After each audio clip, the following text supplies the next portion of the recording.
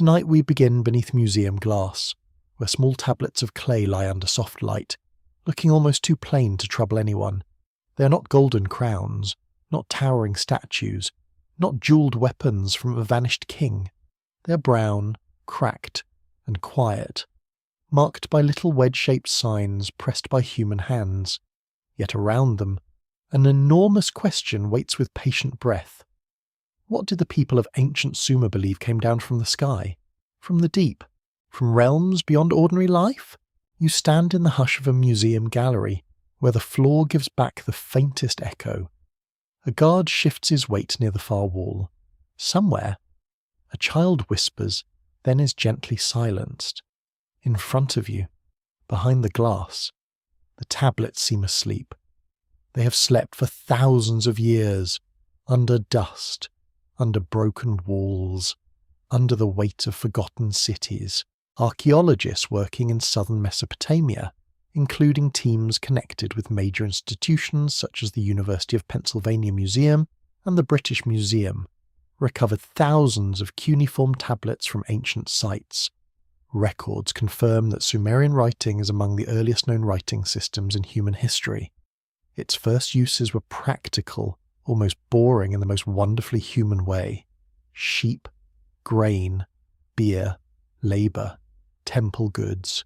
Humanity invents writing. And naturally begins with accounting, a little sarcasm from the deep past, perhaps. So, before you get comfortable, take a moment to like the video and subscribe, but only if you genuinely enjoy what I do here. And as the night settles around you, write your location and local time in the comments. It is always strange and lovely to imagine all these distant rooms, each one listening in darkness. The tablets do not shout their secrets. They do something more unsettling. They preserve names. They preserve lists. They preserve rituals, hymns, arguments, and stories of divine beings who arrange the world as if it were an estate, a field, a city, a household. The ancient scribes called some of these beings the great gods, the powerful ones, those connected with heaven and earth. Later readers would gather around one name in particular, Anunnaki, and wonder what it truly meant. You lean closer, though the glass allows no warmth from the clay.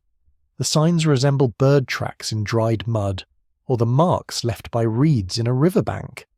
Each one was made with a cut reed stylus, pressed into damp clay, then dried or baked. The movement was simple. The result was permanent. A hand moved once. A millennia later, your mind moves with it. It feels almost impossible. In the old southern plain, where the Tigris and Euphrates rivers spread their waters through reeds and a marsh, the world of the Sumerians was built from mud, labour, and calculation. Cities rose out of clay. Walls were repaired again and again. Canals had to be cleared. Fields had to be measured. Temples had to be supplied. The air smelled of wet silt, smoke, fish, and sun-warmed brick. At night, insects sang near the water, and the stars appeared with a sharpness modern cities rarely allow. Into that sky, Sumerian imagination lifted its greatest powers. Not because these people were simple, but because they were observant. They watched seasons, floods, eclipses, storms, and the dangerous moods of rivers. They knew order could vanish quickly. A canal broke, a harvest failed, a city burned, a child died of fever. The divine world, to them, was not decoration. It was structure. It explained why anything held together at all. Yet the structure was strange. The gods were not always gentle. They quarrelled, demanded, commanded, desired, and punished. They assigned destinies. They handed down kingship. They expected offerings. They could be radiant, terrifying, distant, and almost bureaucratic. There is something oddly familiar in that. Is there not? Even heaven seems to have paperwork. A mainstream historical fact rests beneath this mystery like a foundation stone. Excavations at sites such as Nippur revealed large tablet collections that helped scholars reconstruct Sumerian religion, literature, and administration. Professors at leading universities have long studied these texts not as fantasy novels, but as evidence for how one of the world's earliest urban civilizations understood authority. The tablets tell us what Sumerians valued, feared, counted, and remembered. Then comes the more curious tidbit, the one that drifts at the edge of the room like candle smoke. Some modern fringe writers have claimed that the Anunnaki were not gods at all, but ancient visitors from another world. They imagine descending craft, hidden planets, engineered humans, and forgotten technology buried inside myth. It is a dramatic reading, and scholars generally reject it as unsupported. Still, the idea persists because the tablets do contain language of descent, heavenly power, and beings who stand above humanity. That is where the unease begins. Not in proof, not in certainty, in resemblance. When an ancient text says kingship came down from heaven, the historian hears a political theology, the poet hears a sky door opening, the fringe theorist hears engines in the dark.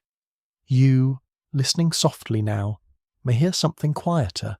You may hear the human mind trying to explain why power feels as if it arrives from elsewhere, why rulers claim the sky, why temples reach upward, why creation stories so often begin with beings who are not like us.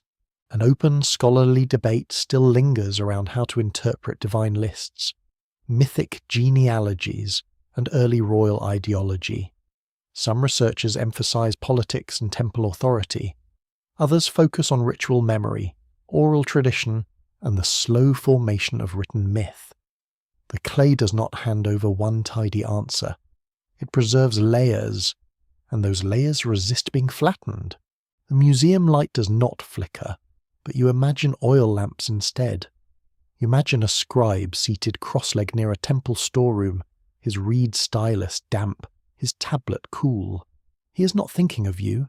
He is not writing for a future filled with glass cases, electric lights, and people who fall asleep to ancient mysteries.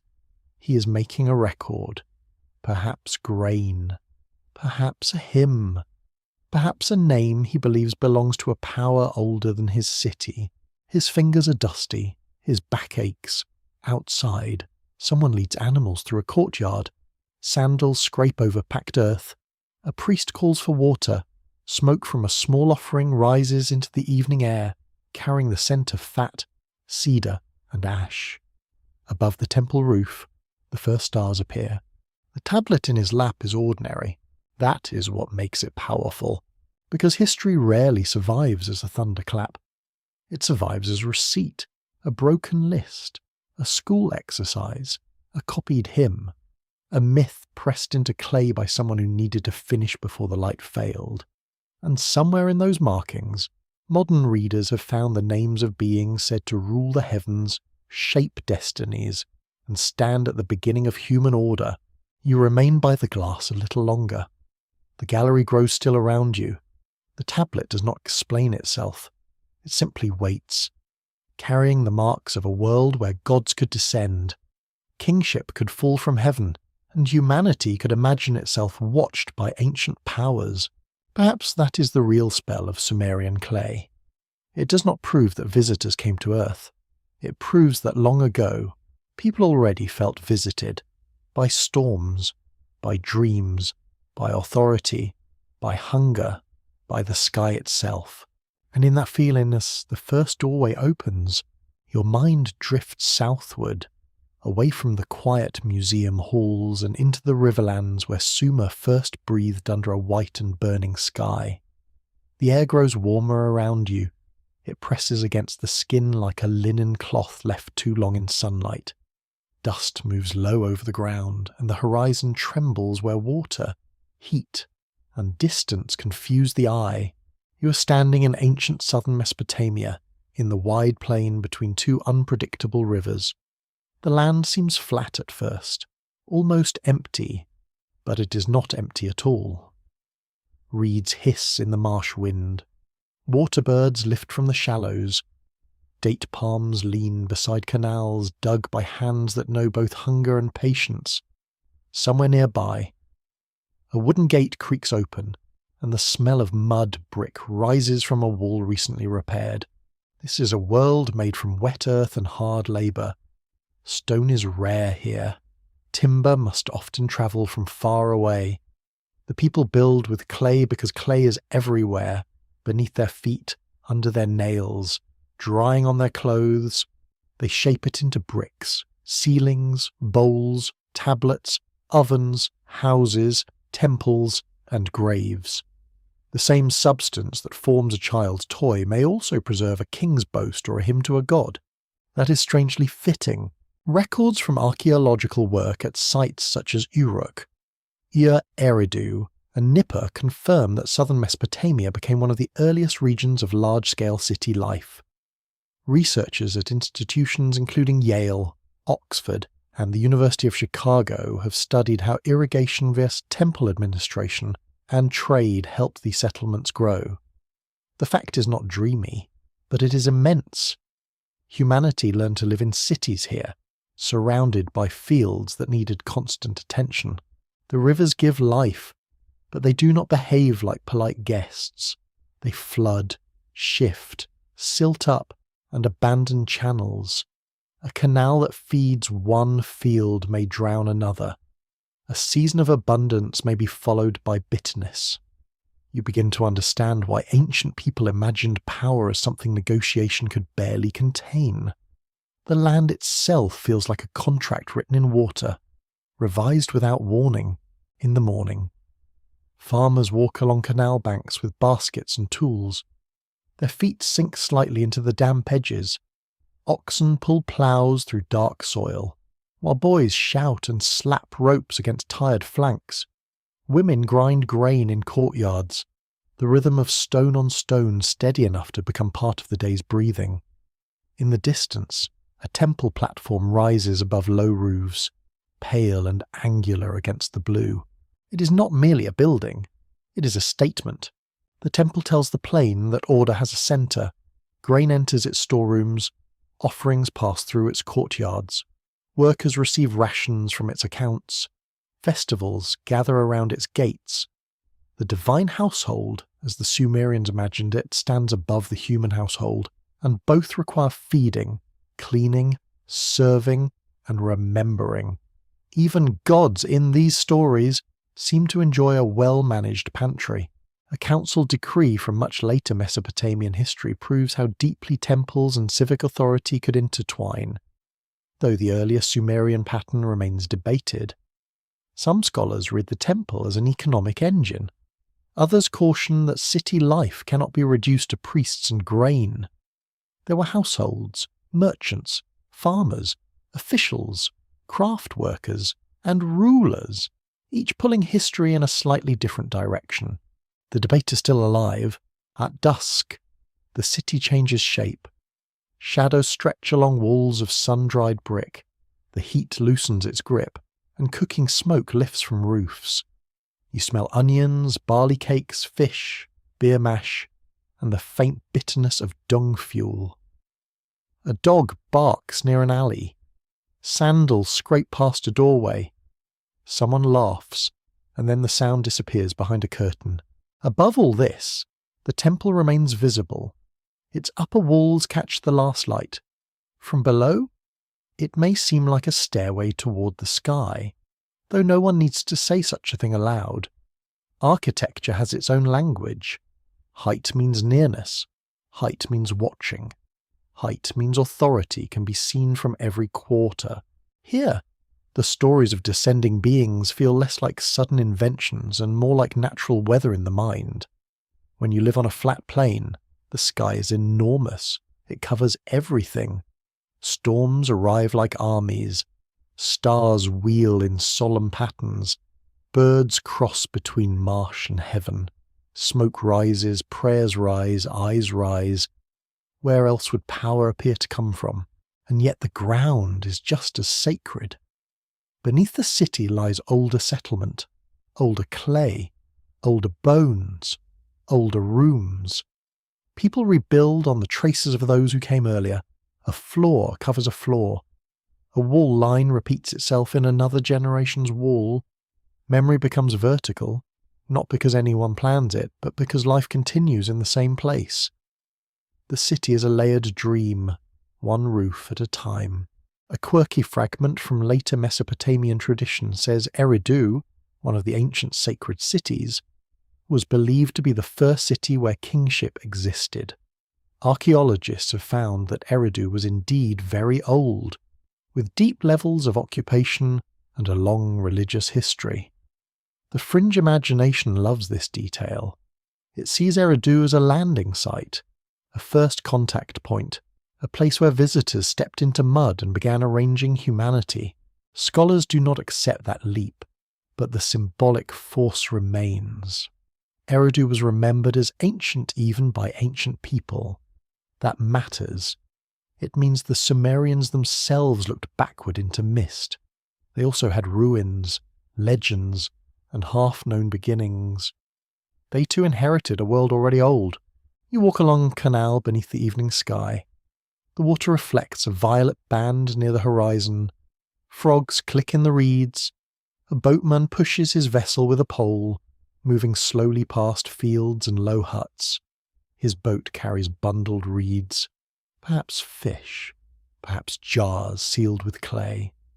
He does not know that thousands of years later, strangers will wonder whether his gods came from stars. For him, the divine is nearer and more practical. It is in the river level, the barley yield, the health of children, the justice of a ruler, the danger of fever, the success of a journey. The beings above humanity do not need metal ships to feel real. They are present whenever life depends on forces no hand can command.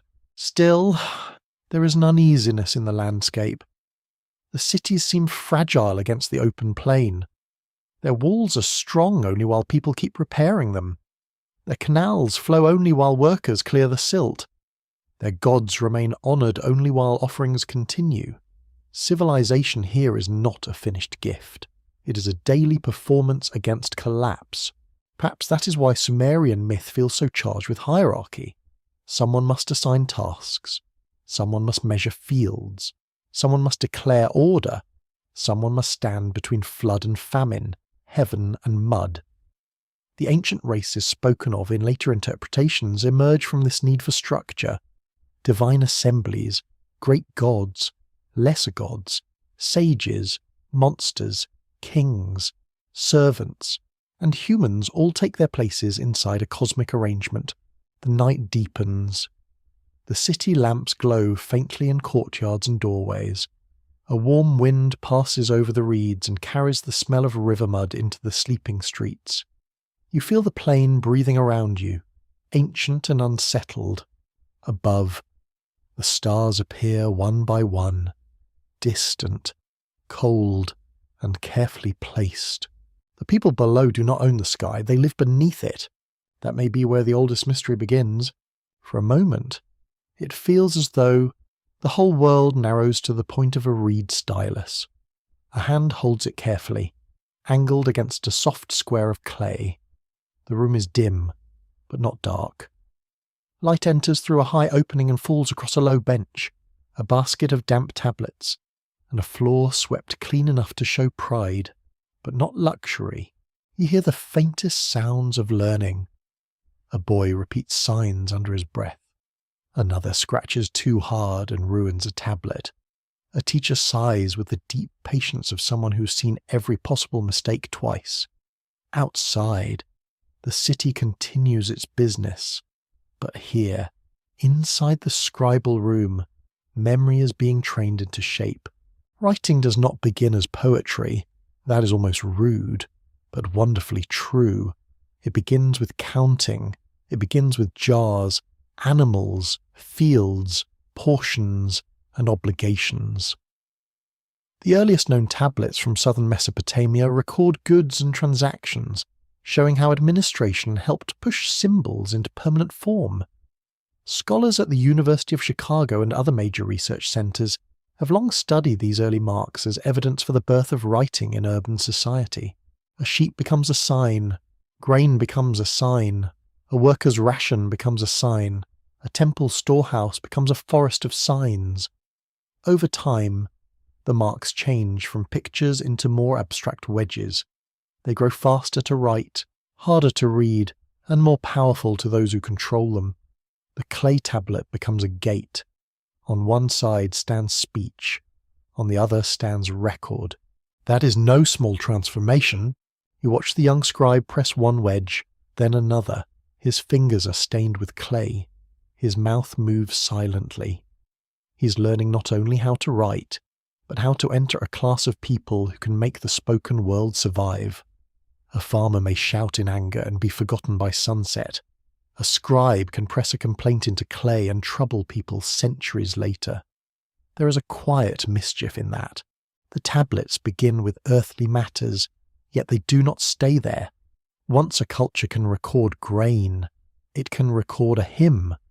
Once it can record a list of workers, it can record a list of gods. Once it can preserve a sail, it can preserve a story of beginnings. Writing, so practical at birth, becomes the vessel of myth. Here the mystery deepens without needing to shout. The same method used to count barley also preserves divine names. The same wedge-shaped script that tracks beer jars also tells of cosmic assemblies and ancient powers. In a world like this, the sacred and the ordinary do not sit in separate rooms.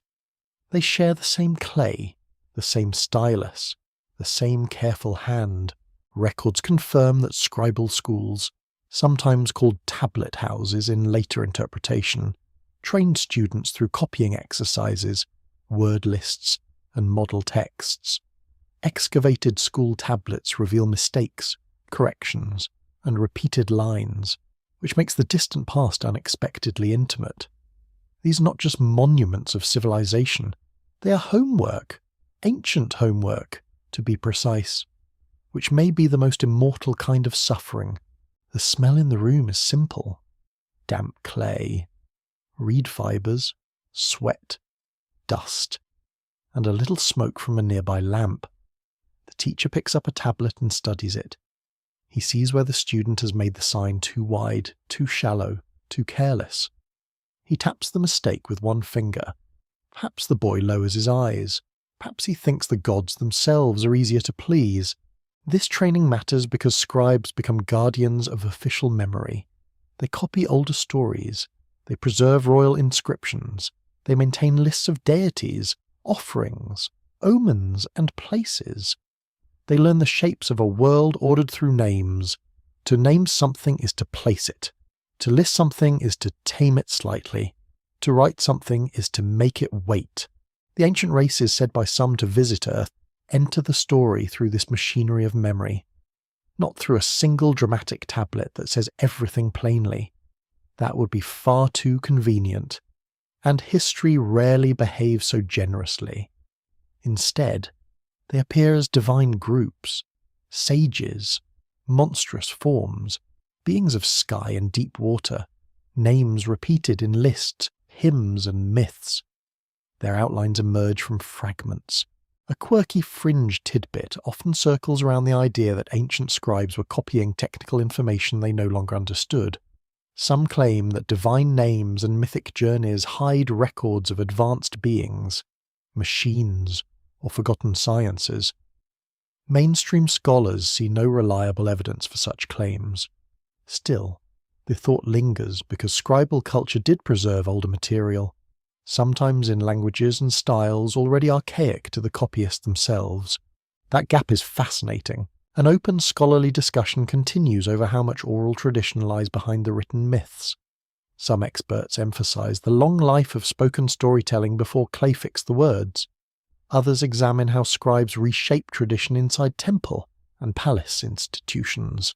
The written tablet is never a simple window. It is a crafted object, touched by memory, training, politics, devotion, and habit. You can feel that complexity in the room. The teacher is not preserving myth for modern curiosity. He is making students repeat signs. He is shaping discipline. He is preparing them for accounts, contracts, rituals, and official service. Yet through this strict training, something immense survives. A myth copied for practice can outlive a city. A divine list learned by a tired student can cross thousands of years. Outside, afternoon heat settles over the courtyard. A donkey brays with unreasonable confidence. Someone carries a jar of water past the doorway. A few drops spill into the dust and vanish almost instantly.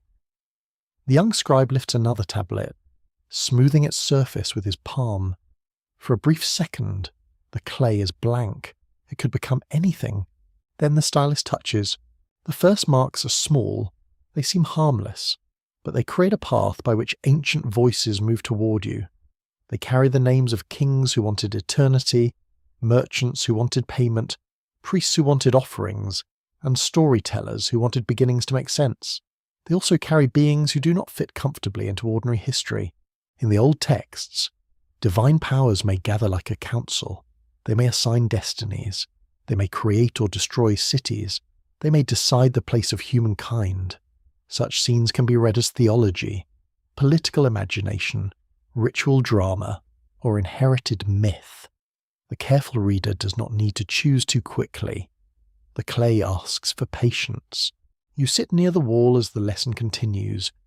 The repeated signs become a kind of rain, wedge after wedge, line after line. The room fills with a soft tapping rhythm. It is not music exactly, but it is not far from music. It is the sound of memory becoming durable. This is how a civilization learns to remember beyond the human voice. This is how ordinary records become sacred fragments. This is how the strange figures later called visitors, gods, sages, and ancient powers survive without ever needing to speak for themselves. They wait inside the signs, in your ears. The tapping of the stylus fades into a deeper sound, like sandals crossing a temple court at night. The city is quiet now, but not fully asleep. A priest moves through a doorway with a lamp cupped in one hand.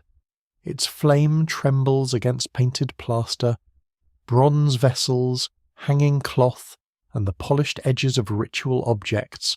You follow him in silence, because the names spoken here are not casual names.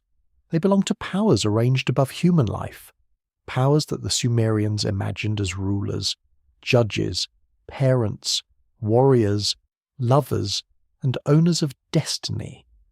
The air smells of oil, wool, old smoke, and grain stored in sealed jars. Somewhere in the darkness, a door hinge complains softly, as if even the building prefers not to be disturbed. Among these divine names, one group draws the modern eye with particular force.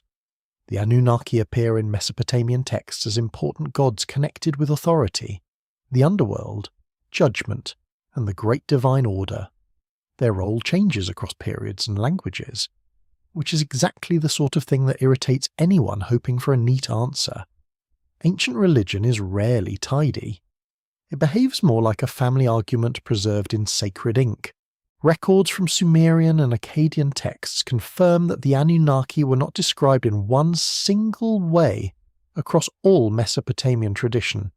Scholars at major institutions such as Oxford, Yale, and the Oriental Institute at the University of Chicago have studied how divine names shifted over centuries. A figure honoured in one city could carry different meanings elsewhere. A divine group could expand, shrink, or be reimagined by later scribes. You pause before an inner wall where offerings have been placed. Bread sits on a low stand, beer rests in a vessel, incense curls upward in a thin grey thread. These gifts are not decorations. They are part of a system in which gods have households, needs, servants, symbols, and ranks. The divine world mirrors the city, yet also towers beyond it. The Sumerians did not picture their gods as vague clouds of goodness. They gave them names, duties, relationships, tempers, and territories. Anu belonged to the high heaven. Enlil was linked with command, wind, and authority. Enki was associated with wisdom, fresh water, craft, and cunning intelligence. Inanna moved through love, war, kingship, and dangerous beauty. Ninhursag carried creation and motherly power. Though motherly power in old myth is not always soft, the Anunnaki are often presented as descendants or associates within this divine structure. Their name has been translated in different ways, and its exact early meaning has invited careful debate. Some interpretations connect the word with princely offspring. Others emphasize their status among the great gods. The difficulty is not simply linguistic, it is historical, because the tablets come from different places and eras. That uncertainty opens a narrow door. Through that door, modern fringe stories have walked with impressive confidence. They say the Anunnaki were an ancient race from another planet. They say Sumerian tablets record mining colonies, engineered servants, and visitors who shaped human origins. These claims usually lean on selective readings and later reinterpretations, not on the careful work of cuneiform specialists. Still, they remain popular because the ancient material already feels strange enough to invite wonder, and perhaps that is worth noticing. The ordinary scholarly view is not dull, it may even be stranger.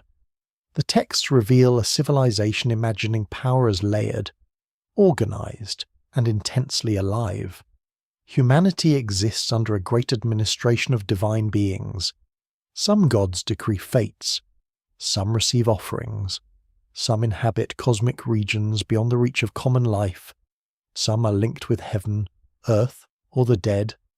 This is not science fiction, but it is a vast imagined system. A scholarly debate continues over how ordinary Sumerians understood these figures outside official hymns and temple settings. Some researchers focus on state religion and elite scribal theology. Others ask how household devotion, local cults, and personal prayer shape divine experience. The tablets preserve formal voices more often than village whispers, and that leaves silence around daily belief. You feel that silence now as you pass through the temple court. The moon lies pale over the upper walls. A sleepy attendant leans near a jar, probably pretending to be watchful. Humanity has always had experts in strategic drowsiness. The priest lifts the lamp again, and the flame shows a carved image, worn at the edges by time and touch.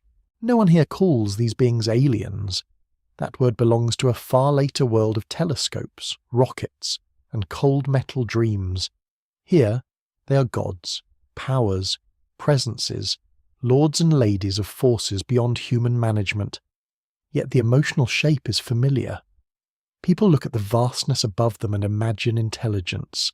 They look at flood, drought, disease, birth, and power, then sense intention behind the curtain. The Anunnaki become unsettling because they stand between categories. They are not human, but they are not abstract. They belong to heaven and underworld, authority and judgment, myth and ritual. They are named, grouped, invoked, and feared. Their presence in the text suggests a cosmos crowded with ranks, offices, privileges, and dangers. You might smile softly at how bureaucratic eternity can become. Even the unseen world seems to need committees.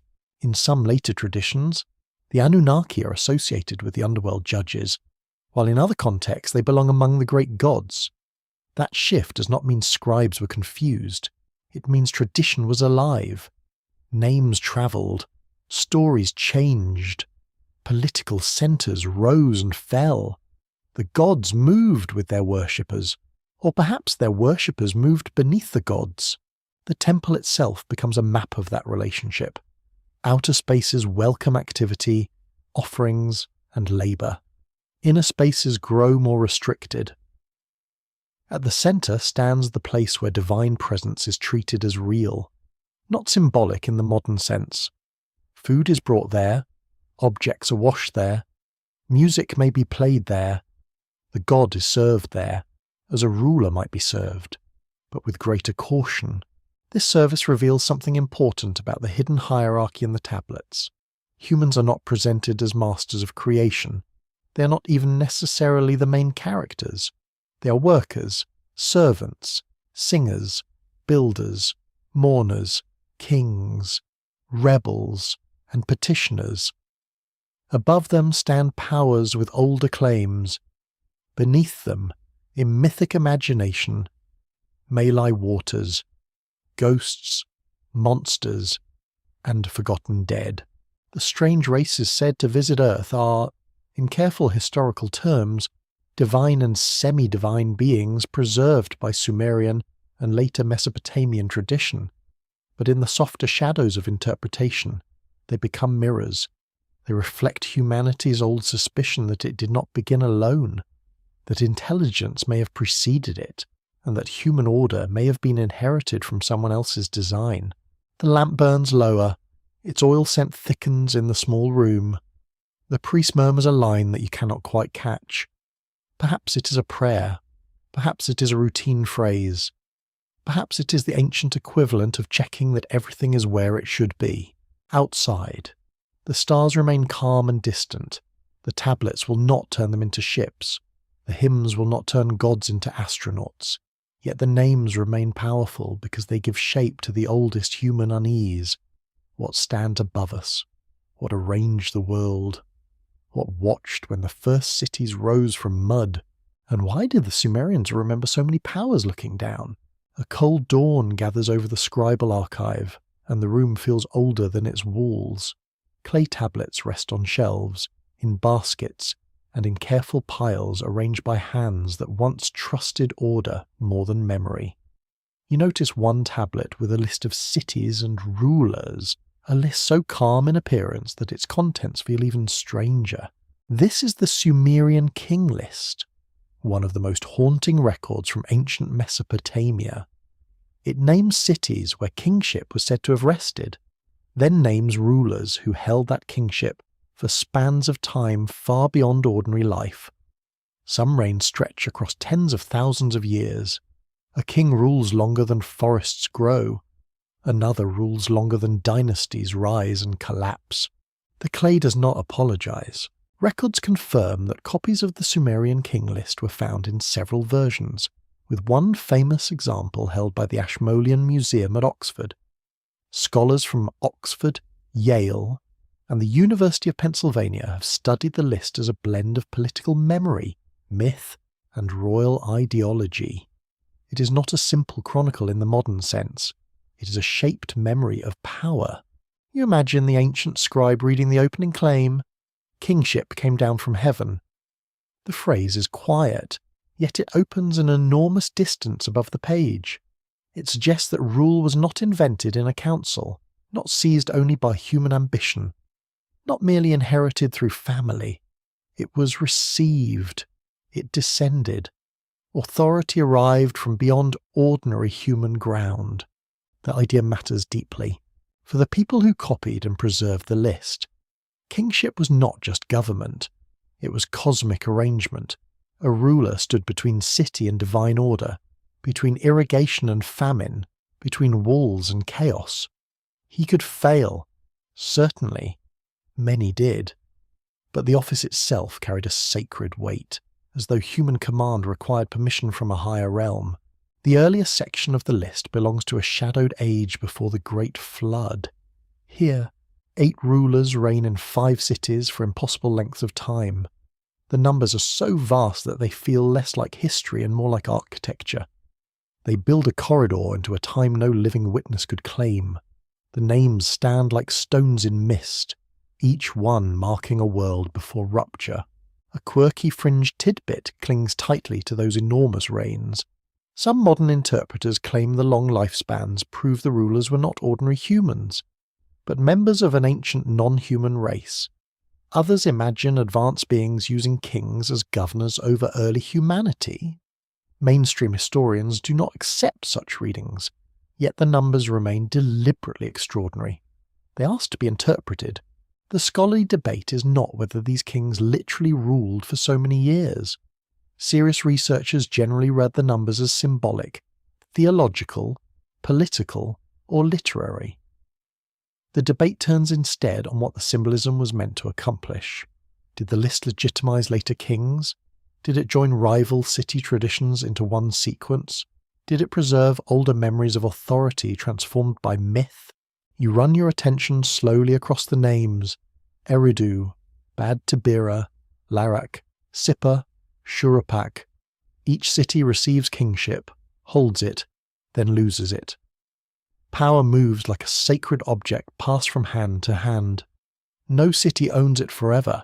Even in myth, empire is temporary. That is a useful lesson. Though kings rarely enjoy useful lessons, the room smells of dry clay and old dust. Morning light touches the tablet edges and reveals tiny shadows in each wedge. A scribe who copied these lines may have believed he was preserving truth, but truth in his world did not always mean plain factual sequence. Truth could mean order. Truth could mean the proper arrangement of memory. Truth could mean showing that kingship had a divine origin and a sacred path. In that sense, the impossible reigns become less foolish, not more. They belong to a time outside normal measurement. The pre-flood world is stretched because it is distant from ordinary human experience. Like mountains seen through heat, it grows larger because it lies beyond reach. Its rulers are not remembered as neighbours. They are remembered as beings from a heavier age. You can almost hear the silence around them. The floodline cuts the list like a blade.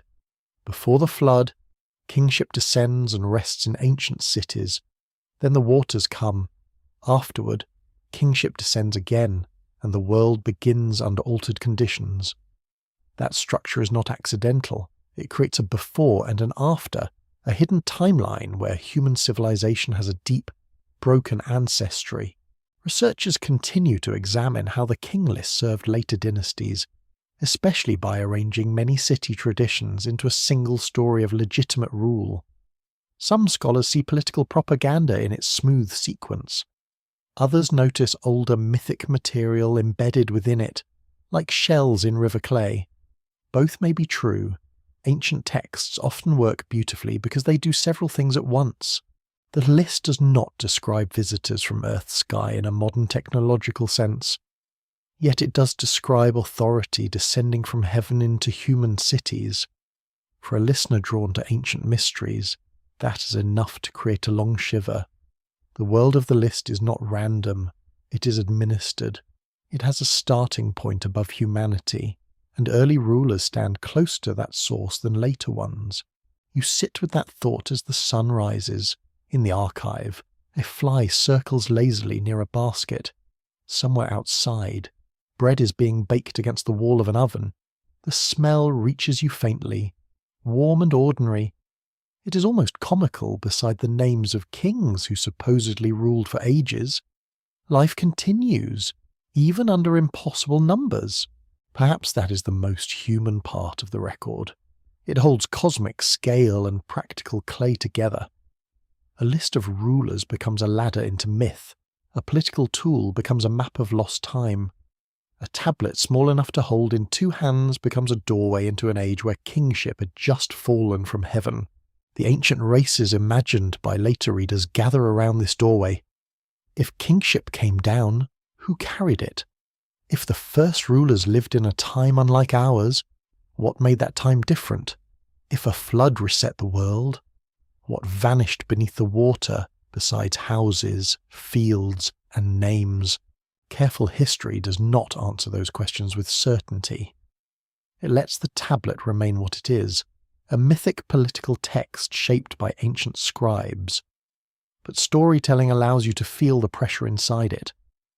The King List whispers that civilization did not begin in a straight line. It began, in Sumerian imagination, with descent, duration, loss, and return. The tablet lies still under the dawn. Its kings no longer command armies. Their cities are broken, buried, argued over, and mapped by scholars. Yet their impossible reigns still do their work.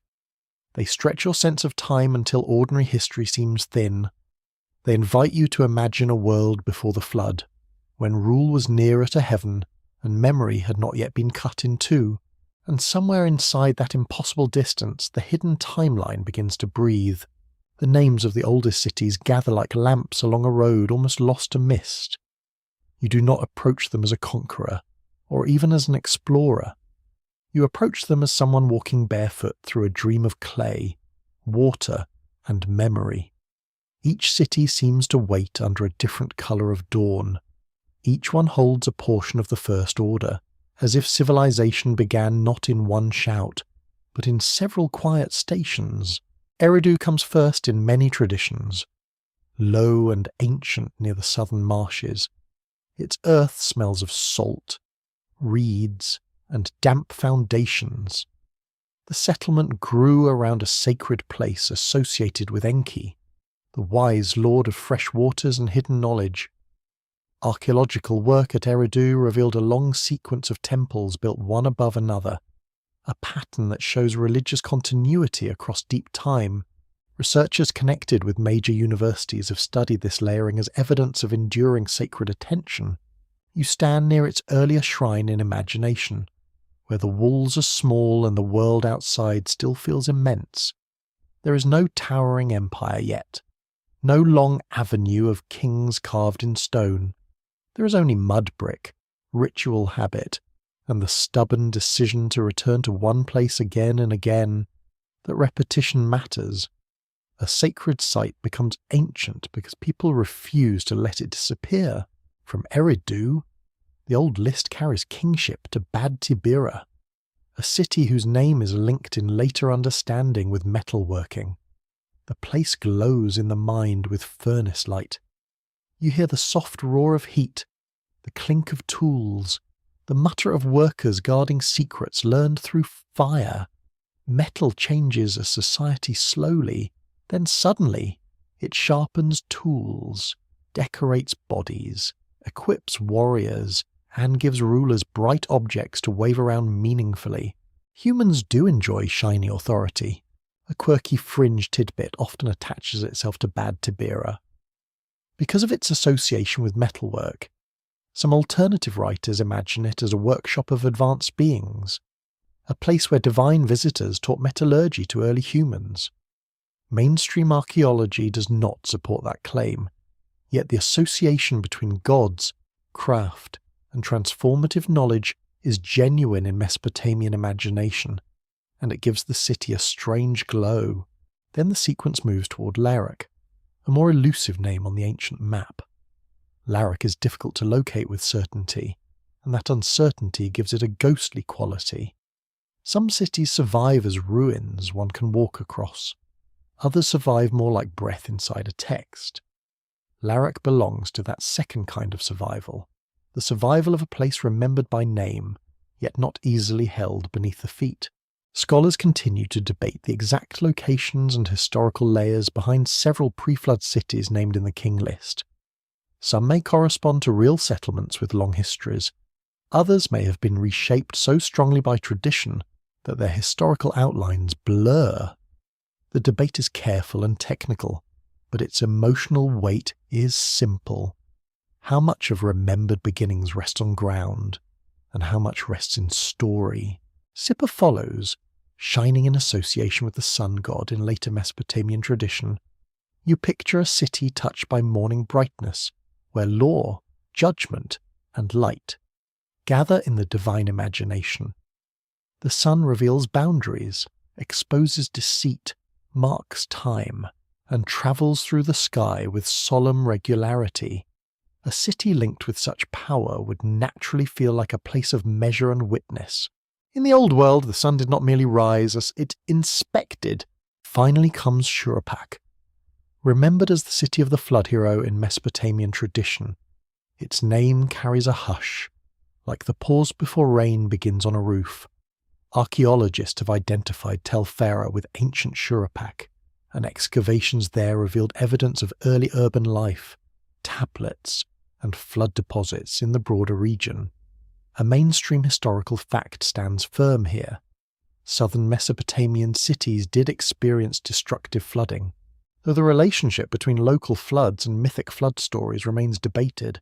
You walk through these 5 remembered cities, not as fixed dots on a modern map, but as stations in a sacred sequence: Eridu, Bad Tibira, Larak, Sipper, Shuruppak. The names pass slowly, like beads through the fingers. In the King List, they receive kingship before the flood, one after another. Together they create a geography of beginnings, a world organized before catastrophe. Some versions and later traditions add complexity to the number and order of ancient cities, which is why the phrase 7 cities sometimes drift through discussions of primordial Mesopotamia. The number 7 itself held deep symbolic power across the region. There were 7 sages in later lore, 7 gates in underworld journeys, and 7 as a number of ritual completeness. The mind of the ancient Near East often used number as architecture. This is where the hidden system begins to show its ribs. Cities are not merely places. They become containers of cosmic order. Each one holds kingship for a time, then loses it. Each one becomes a chamber in the memory of a world that existed before the waters. The sequence suggests that civilization was distributed, transferred, and supervised. Nothing is random. Nothing is merely local. You pause beside a canal where the air smells of algae and wet reeds.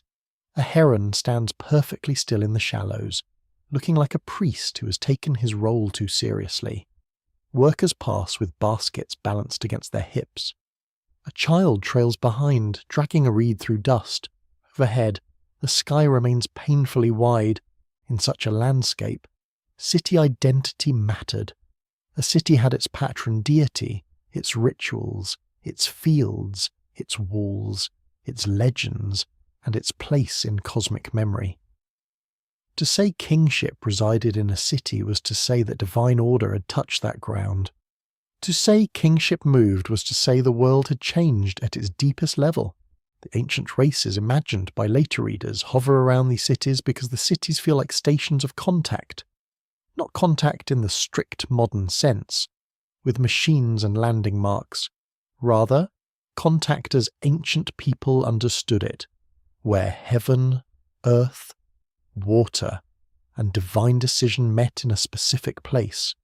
The temple foundation, the canal mouth, the royal seat, the ritual boundary, all became points where worlds pressed together.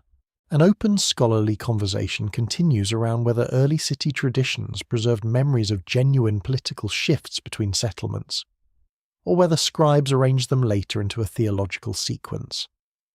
Some historians emphasize competition among city-states. Others see mythic time being used to explain why authority never stays still. The clay allows both readings to breathe. As you move from one city to another in the slow theatre of the mind, each place offers a different face of beginnings.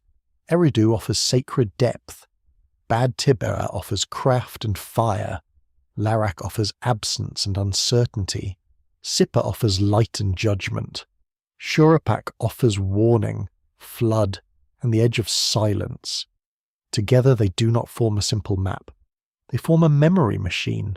Night gathers again over the imagined plain. The cities darken one by one, their lamps small against the open sky. Somewhere in the distance, thunder mutters beyond the fields. The canals reflect the first stars. People continue their work, unaware that later ages will gather their city names and turn them into clues. The pre-flood order feels close for a moment, then recedes. It is not a lost empire with shining towers. It is stranger than that. It is a pattern of places, powers, and transfers, preserved in a list that behaves like both history and spell. The silence around these cities is not empty. It is full of waiting. The night sky over the plain feels impossibly close, as if someone has lowered a dark bowl over the city. You stand on a temple roof while warm air rises from the sleeping streets below. The bricks beneath your feet still hold the day's heat. Above you, the stars do not glitter gently. They burn with a cold precision that makes the human world seem temporary. A priest watches the heavens with patient eyes. He knows the paths of bright planets, the phases of the moon, and the strange moods of eclipses. He may not understand the sky as a modern astronomer does, but he is not simply guessing. He observes, records, compares, and remembers. Ancient Mesopotamian scholarship produced long traditions of celestial observation, and later Babylonian astronomy became famous for its accuracy and persistence. Researchers at institutions such as Brown, Yale, and the University of Chicago have studied how Mesopotamian skywatching joined mathematics, omen interpretation, ritual, and royal decision-making. A mainstream historical fact stands clearly here. Ancient Mesopotamian scholars developed systematic traditions of observing celestial phenomena, especially in later periods.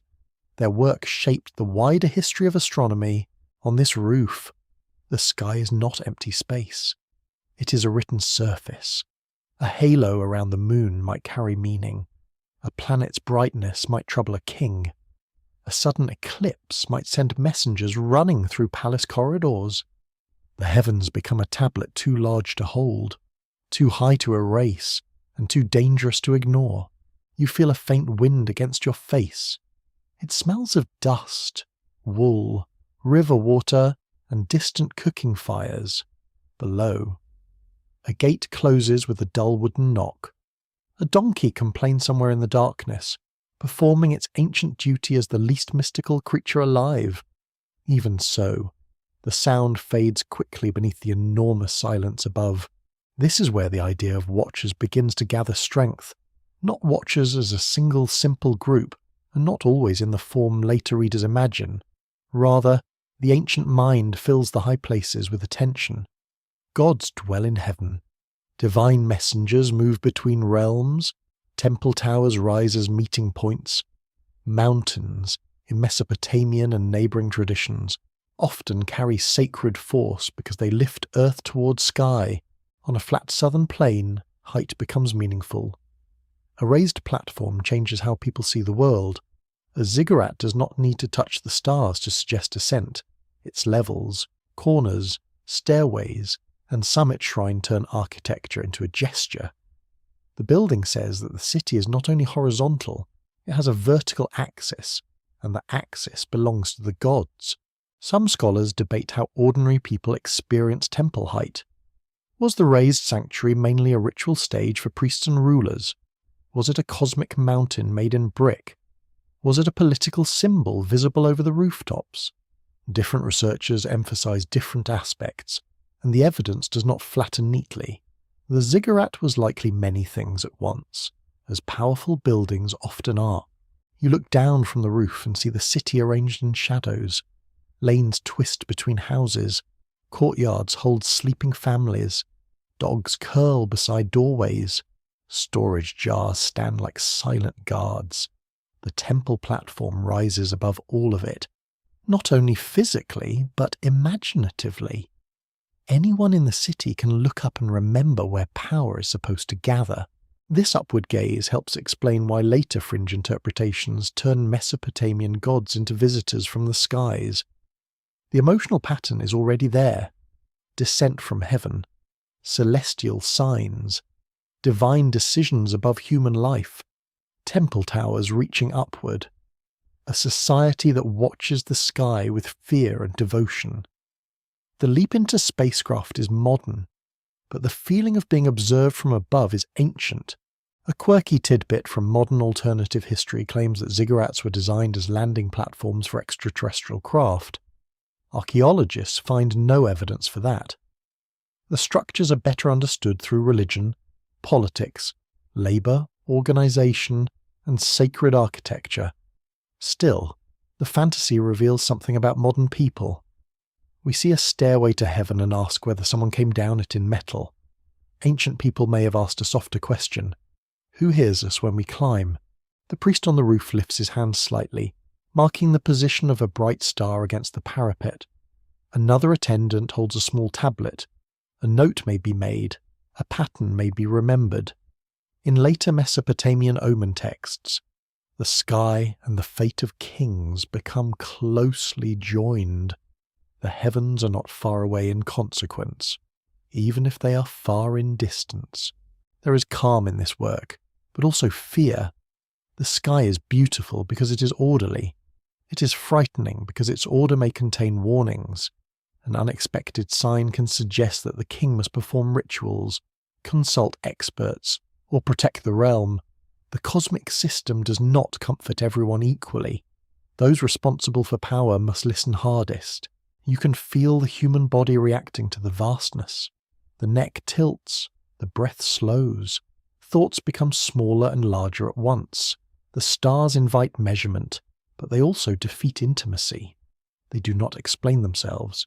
They simply continue, shining above canals, births, illnesses, feasts, arguments, and graves. Perhaps the ancient watchers were not beings at all, but a condition. To live under such a sky was to feel watched. To build upward was to answer that gaze. To record omens was to admit that meaning might arrive from beyond the field, beyond the wall, beyond the king's command. Yet myth gives the feeling a face. Divine beings inhabit the upper regions. Great gods assemble above or beyond the ordinary world. Messengers cross boundaries. In later traditions, sages emerge with knowledge that seems more than human. The line between sky, wisdom, and authority never fully disappears. It twists through hymns, rituals, building forms, and royal titles. An open academic discussion remains around how much Mesopotamian celestial religion influenced neighbouring cultures, and how much developed from shared older patterns across the region. Some historians trace specific exchanges through texts and empires. Others caution that sky reverence can arise independently wherever humans watch seasons and stars. Both ideas can rest together without forcing a single answer. The roof grows cooler now. The bricks release the last warmth into your souls. A small lamp gutters near the stairwell, making the darkness around it seem thicker. The priest finishes his observation and turns away from the parapet. His face is tired, as seemed ordinary, or that ordinariness matters. Great systems are maintained by tired people doing their work. Below, the city sleeps under the gaze of heaven. Above, the stars hold their positions with unbearable calm. Between them stands the temple, a human construction pretending, perhaps successfully, to belong to both worlds. The watchers from the high places may be gods, planets, omens, priests, ancestors, or the imagination itself. The tablets do not force them into one shape. They leave the sky open. They leave the roof cold beneath your feet. They leave you with the old sensation that someone, or something, has always been looking down, and the city, made of clay and breath, keeps lifting its eyes.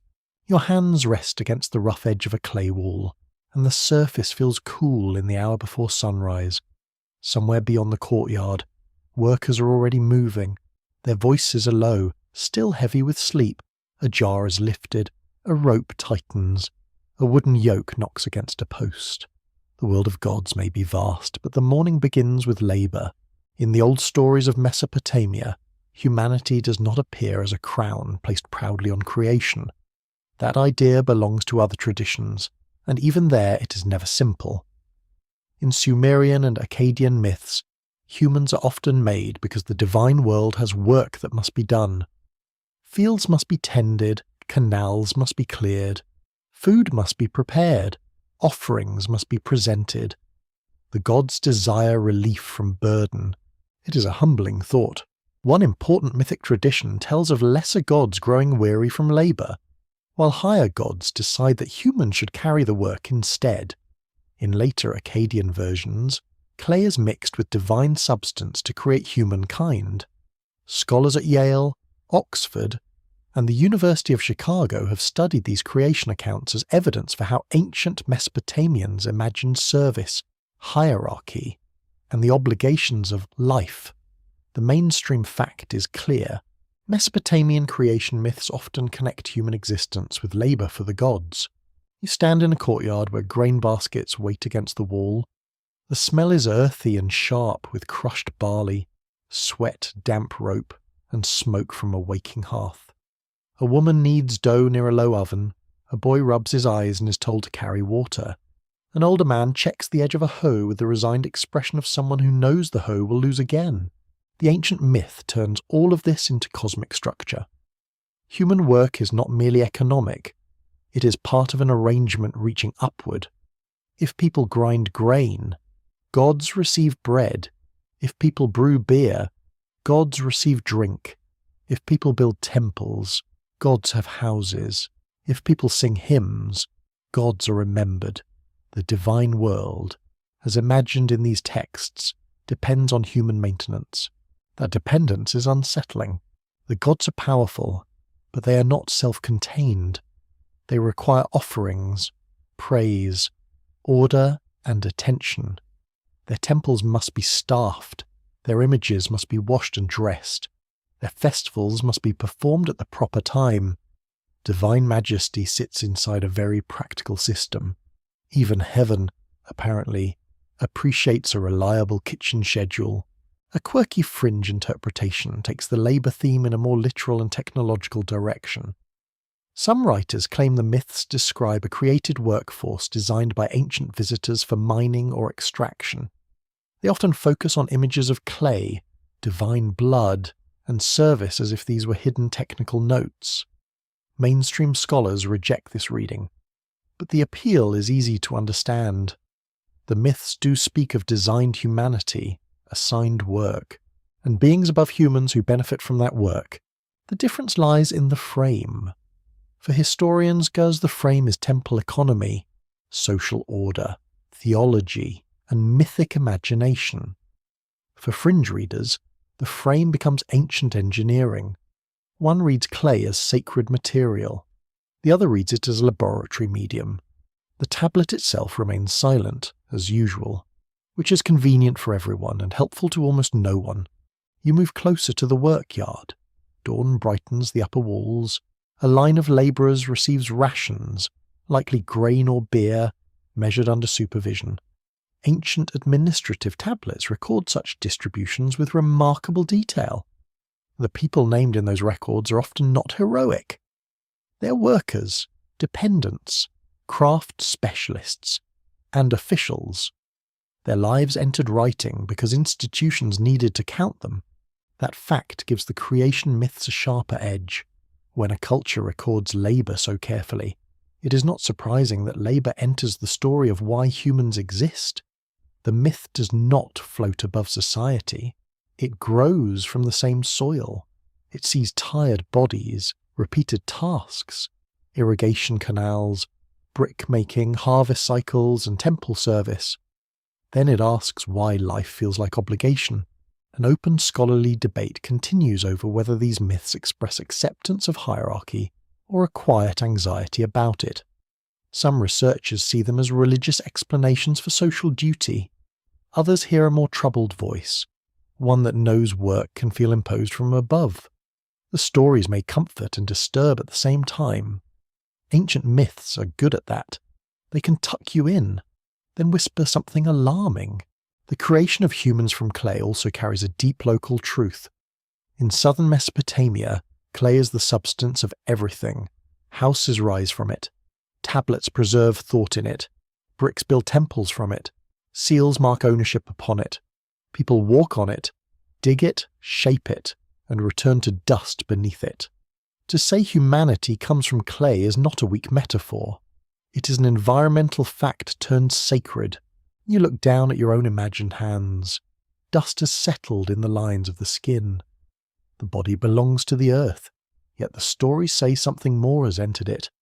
Divine breath, divine blood, divine planning, or divine command. Different traditions vary, but the pattern remains suggestive. Humans are mixed beings, low and high, mud and intention, service and awareness. That mixture may be why the myths feel so lasting. A person can feel ordinary enough to carry baskets and mysterious enough to dream of stars. A worker can sweat in a field and still ask why there is a field, why there is hunger, why there are gods who demand bread but do not bake it themselves. The ancient stories do not remove the question. They place it inside creation. In the courtyard, the day grows louder. Someone laughs too early and is met with a look of historic disapproval. A pair of oxen snorts in the dust. The first sunlight enters like a pale blade across the wall, touching baskets, jars, faces, and the blackened mouth of the oven. Every object seems ordinary, but myth has made ordinariness immense.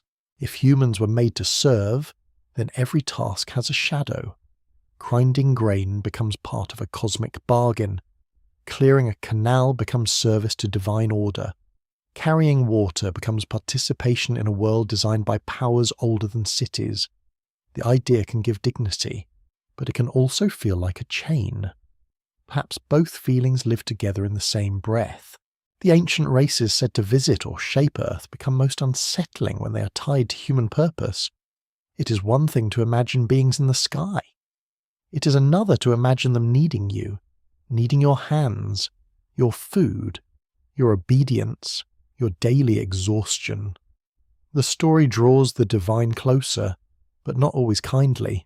You remain by the wall as full morning arrives. The clay warms beneath your palm. The workers leave the courtyard in small groups, walking toward canals, ovens, storerooms, and fields. No one has solved the mystery of why humans exist. They have simply begun the day. Perhaps the old tablets understood something uncomfortable. To be human is to wake into a task already waiting. To ask who assigned it is natural. To wonder whether the answer stands above the sky, beneath the earth, or inside the clay itself is older than any empire. And in the dust of that question, humanity takes its first breath. Rain begins as a smell before it becomes a sound. You notice it first in the dust, a dark mineral scent rising from the ground, sharp and intimate. The sky has lowered over the plain. Clouds gather like heavy wool above fields, canals, roofs, and reed huts. A woman looks up from a doorway. A child is called indoors. Somewhere, a man curses the wind with the confidence of someone who knows the wind is not listening. Then the first drops strike the clay. At first, it feels almost gentle. Small circles appear in the dust. The air cools. Animals shift and stamp. The river, swollen from distant rains and mountain melt, moves with a thicker voice through its channels. Men check embankments. Workers hurry along canal edges with baskets and tools. The world has not broken yet. It is only warning. In Mesopotamian flood traditions, water is not merely weather. It becomes judgment, erasure, and boundary. The great flood stories preserved in Sumerian and later Akkadian literature describe a catastrophic deluge that destroys much of life, while one chosen survivor preserves the possibility of return. These traditions appear in texts studied by scholars at institutions such as Oxford, Yale, and the University of Pennsylvania. The mainstream fact is firm. Mesopotamian literature contains some of the world's earliest known flood narratives. You stand near a riverbank as the water climbs. Reeds bend under rain. Mud sucks at the feet. The smell of animals. Wet rope. And fear thickens beneath the storm. A basket floats past, turning slowly in the brown current. Someone shouts from a roof, but the words are lost in thunder. The city walls, so solid in sunlight, look suddenly provisional. Flooding was part of life in southern Mesopotamia. The rivers could nourish fields and ruin them in the same season. Archaeologists have found flood deposits at several ancient sites, though not one single layer matching every mythic detail across all Mesopotamia. That matters. The stories likely drew from real experiences of destructive water, then transformed them into cosmic memory. History gives the mud, myth gives the meaning. The flood in these tales separates ages. It is not only a disaster, it is a line drawn across time. Before it stand ancient kings, long reigns, first cities, and a world closer to divine arrangement. After it comes a changed human order, reduced, shortened, and made uncertain. The waters do not simply drown bodies, they drown continuity. That is the unsettling part. A quirky fringe tidbit often appears in alternative readings of the flood. Some writers argue that the deluge was caused or survived through advanced intervention, perhaps by ancient visitors warning selected humans. They point to the preserved survivor, the divine instructions, and the world resetting afterward. Scholars do not accept extraterrestrial explanations, but the mythic pattern is undeniably powerful. A warning is given, a vessel is made, a world is lost, a remnant continues. In the Sumerian flood story, The figure, later known through other traditions as a flood survivor, receives divine knowledge that allows life to endure. In Akkadian versions, the narrative grows richer and more dramatic, with gods reacting to the noise of humanity, the terror of destruction, and the grief that follows. The divine beings themselves are not always serene. They panic, regret, gather, and hunger. Even gods, it seems, can make decisions that become awkward. You hear the rain harder now, drumming on reeds, roofs, jars, and water. The river has left its polite boundaries. It enters lanes where children played. It carries roof beams, broken fencing, bits of pottery, and the pale foam of churned mud. The sound is not like the sea. It is closer, more crowded, filled with objects hitting objects in the dark. The flood myth carries an emotional truth that does not depend on literal global scale.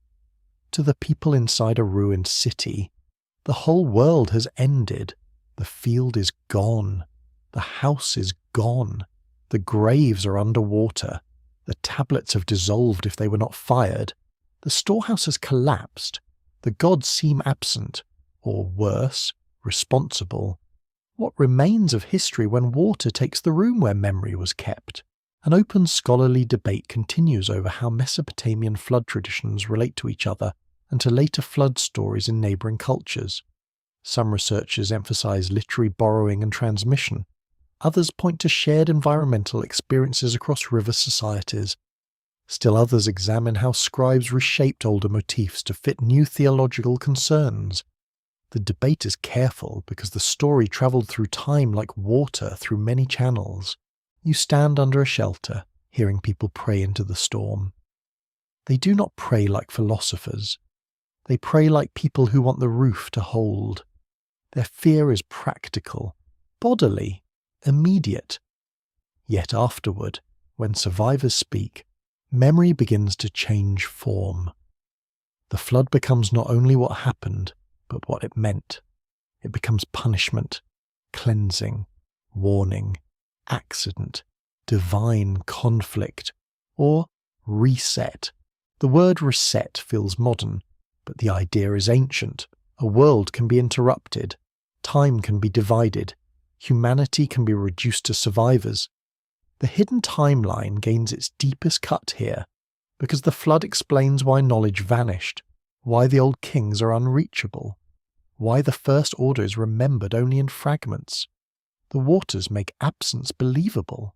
The ancient races said to have visited or governed Earth gather again around the flood because catastrophe always invites speculation. If great beings arranged early civilization, did they also end it? If kingship came down from heaven, why did heaven allow the waters to rise? If humans were created for service, were they nearly discarded when they became troublesome? The tablets do not soothe these questions. They let them stand in the rain. Lightning reveals the plain for one white instant. You see roofs, palms, water, frightened animals, and the temple rising like a dark island. Then darkness returns. In that flash, the sacred architecture seems both strong and helpless. It can point upward, but it cannot stop the river. That is a humbling lesson for any civilization, ancient or modern. When the rain finally thins, it leaves no clean silence. Water gurgles through broken places. People call names. Mud walls slump. Grain spoils. Fish lie where no fish should be. The air smells of wet clay, rot, smoke, and exhaustion. Survivors step carefully through what remains, carrying children, tools, and the stunned quiet of those who have crossed a border they cannot uncross. The flood that reset memory does not need to erase every living thing to become total in the human soul. It only needs to take the world one knows. A city can become a before and an after. A family can become a before and an after. A people can preserve the wound in story until the story grows large enough to cover the sky. You watch a tablet being lifted from mud. Its signs blurred but not entirely lost. Someone wipes it with a trembling hand. The clay has survived just enough to speak. That is how history often returns. Damaged, partial, stubborn.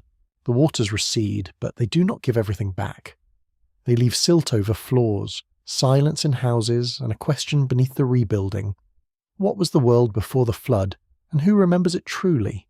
The ground dries slowly under a pale sun, cracking first at the edges of puddles, then across courtyards, lanes, and fields.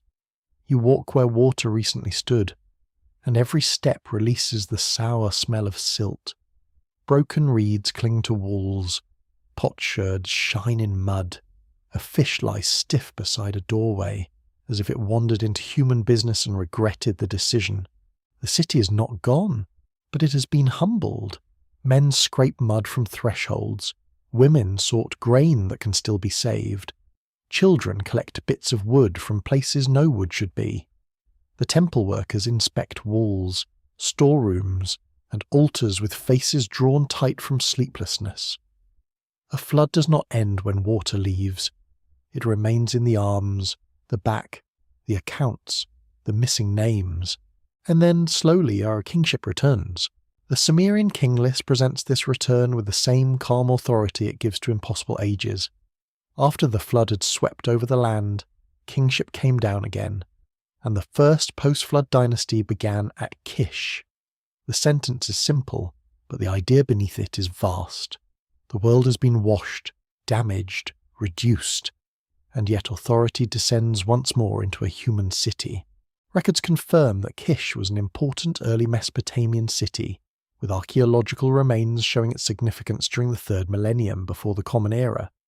Scholars connected with the University of Pennsylvania, Oxford, and other major centres have examined Kish as a major political and cultural force. Its name carried prestige long after individual rulers disappeared. To be king of Kish could mean more than ruling one place. You stand at the edge of that revived world and listen to its sounds. Hammers strike wood. Mud brick moulds are filled and emptied.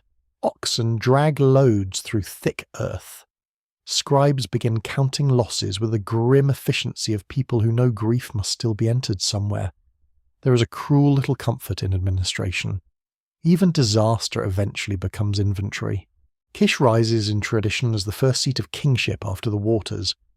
That does not mean history restarts neatly, like a tablet wiped smooth. Human life is never that considerate. The post-flood world is a stitched world. It carries fragments of older customs, broken memories, rebuilt canals, surviving families, and new claims to rule. What comes after catastrophe always pretends to be new, while secretly using everything it can salvage. The old lists name rulers of Kish, some still shadowed by legend, others moving closer to history. Their reigns shorten compared with the pre-flood kings, though they remain exaggerated in places. Time itself seems to contract. The first world was immense, stretched beyond ordinary measurement. The later world becomes more human, more crowded with conflict and more recognizable. The gods have not vanished, but the distance between myth and politics begins to narrow. That narrowing matters. A quirky fringe tidbit circles around this change in lifespan.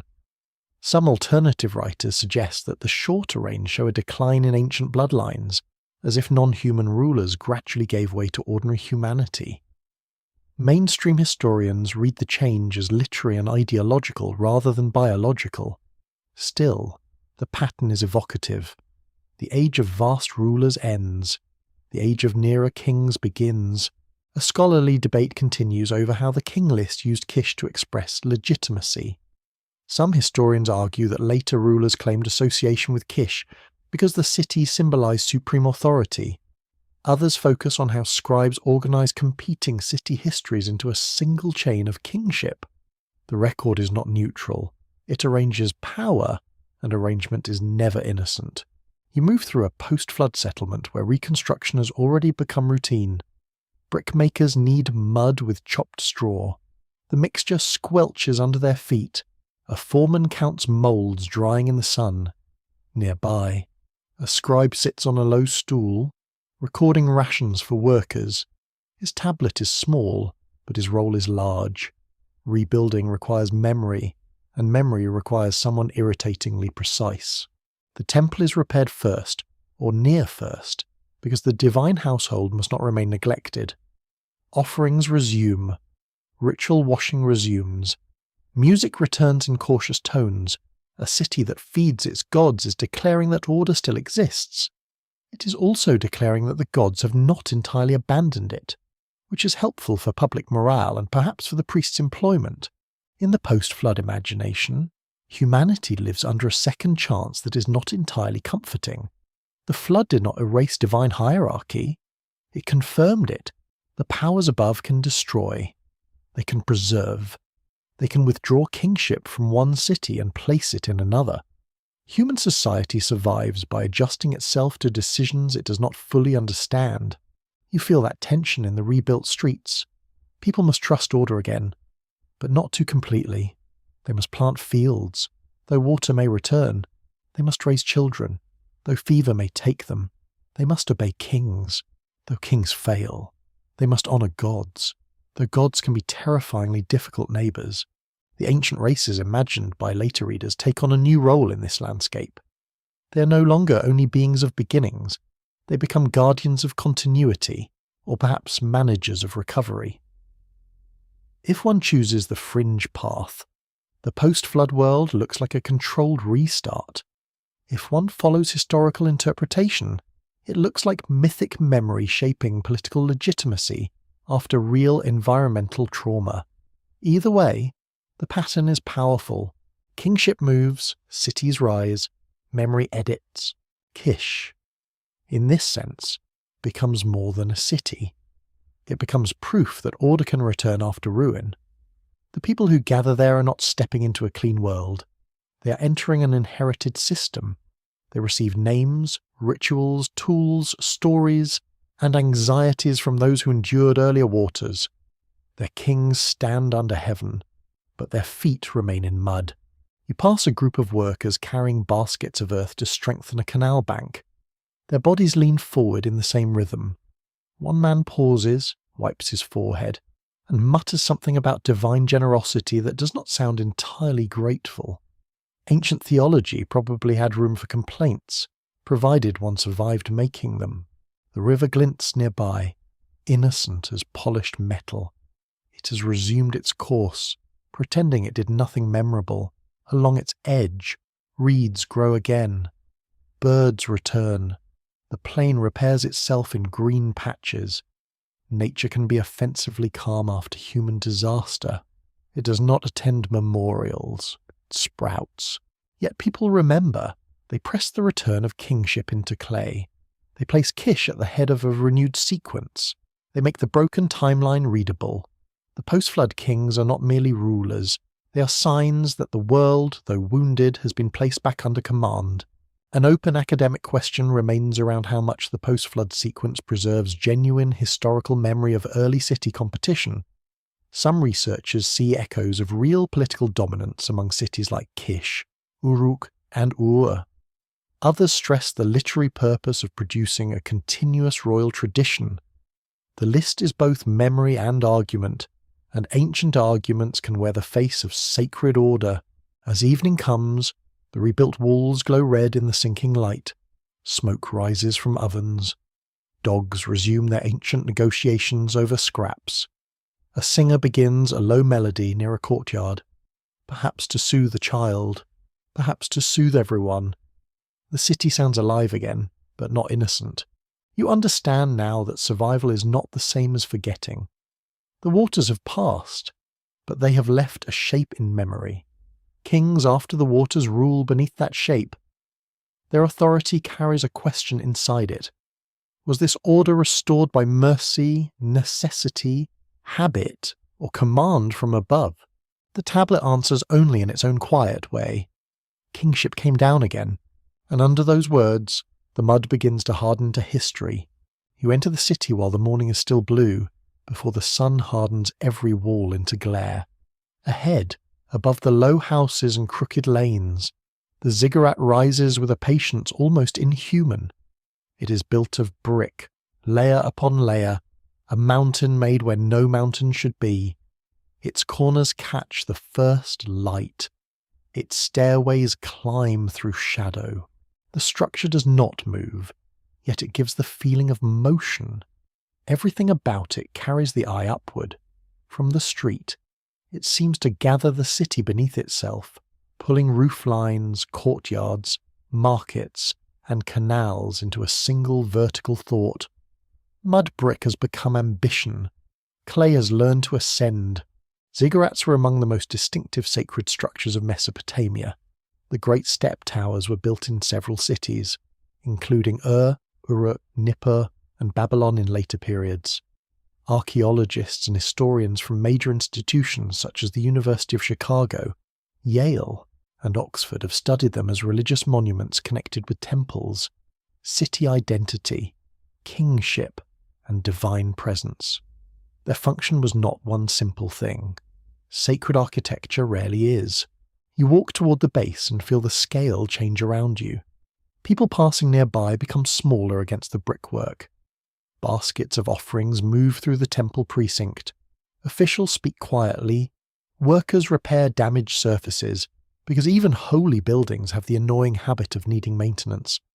Dust gathers on everything, including the sacred. The air smells of baked clay, bitumen, wool, and old incense. Near a doorway, a man carries a vessel of water for ritual washing. Another leads an animal toward an outer court. A scribe sits with a tablet in his lap, probably recording something less mystical than the building deserves. 3 measures of grain, 2 jars, 1 sleepy assistant who has vanished at an inconvenient time. The ziggurat is often imagined as a kind of ladder between earth and heaven. That image is tempting and not entirely wrong in feeling, though one must be careful. The building was not a public staircase to the stars. It belonged to a controlled sacred space. Its summit likely supported a shrine or sacred room, a place associated with divine presence. Access would have been restricted, purposeful, and ritualized. Still, the symbolism of height cannot be ignored. On the flat alluvial plain, a raised platform becomes a made mountain. A city without cliffs builds its own sacred elevation. The gods dwell above, or are imagined above, and so the city lifts a place toward them. It does not conquer heaven. It reaches respectfully, or perhaps anxiously. A quirky fringe tidbit claims that ziggurats were landing platforms built for ancient visitors from the sky. The idea appears in many alternative histories, usually with dramatic illustrations and very confident arrows. Archaeological evidence does not support this claim.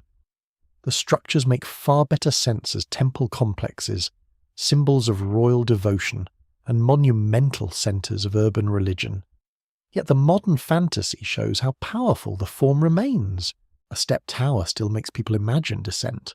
That imagination may reveal more about us than about Sumer. You see a high platform and think of arrival. An ancient worshipper may have thought of presence. Both ideas share a direction. Something above, something below, and a sacred meeting point between them. The disagreement lies in what kind of being crosses the distance. Scholars continue to debate the precise ritual use of some ziggurat spaces because the surviving evidence is uneven. Some emphasize their role as symbolic mountains. Others focus on temple economy, royal inscriptions, and urban display. Still others ask how the buildings shape processions and festivals. The discussion remains open because the ziggurats speak through ruins, bricks, and later texts rather than through complete instruction manuals. Ancient builders were inconsiderate that way. You begin to climb in imagination, step by step. The lower world recedes, the market noise thins, the smell of animals fades, replaced by hot brick and wind. Each level changes the city slightly.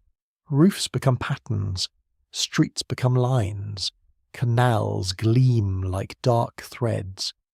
People become moving dots, carrying water, grain, complaints, hopes, and all the usual burdens of being alive. The climb is slow. At an upper level, the sky feels larger. The horizon opens. The river plain extends outward with its fields, reeds, palms, and distant dust. From here, the city looks both ordered and fragile. Walls surround it, but the wilderness remains close. Canals feed it, but water can betray. The temple rises, but the sky remains beyond touching. This is the architecture of dependence. The ziggurat declares that the city belongs within a cosmic system. It says that kings build for gods. It says that labour can become holiness when organised around divine service. It says that earth can imitate the sacred mountain, even when made from mud and human sweat. Records from royal inscriptions show Mesopotamian rulers taking pride in building and restoring temples. Such works were acts of devotion, but also political statements. A king who raised a temple showed piety, wealth, organisation, and command over labour. He made visible his relationship with divine authority. He also reminded everyone who had enough power to move thousands of bricks, which is never a minor message. At the summit, the imagined shrine is quieter. Wind moves through the space. A cloth stirs. The smell of incense lingers near a low offering table. You cannot know exactly what stood in every such room, and the uncertainty is important. The mind wants to furnish it too quickly.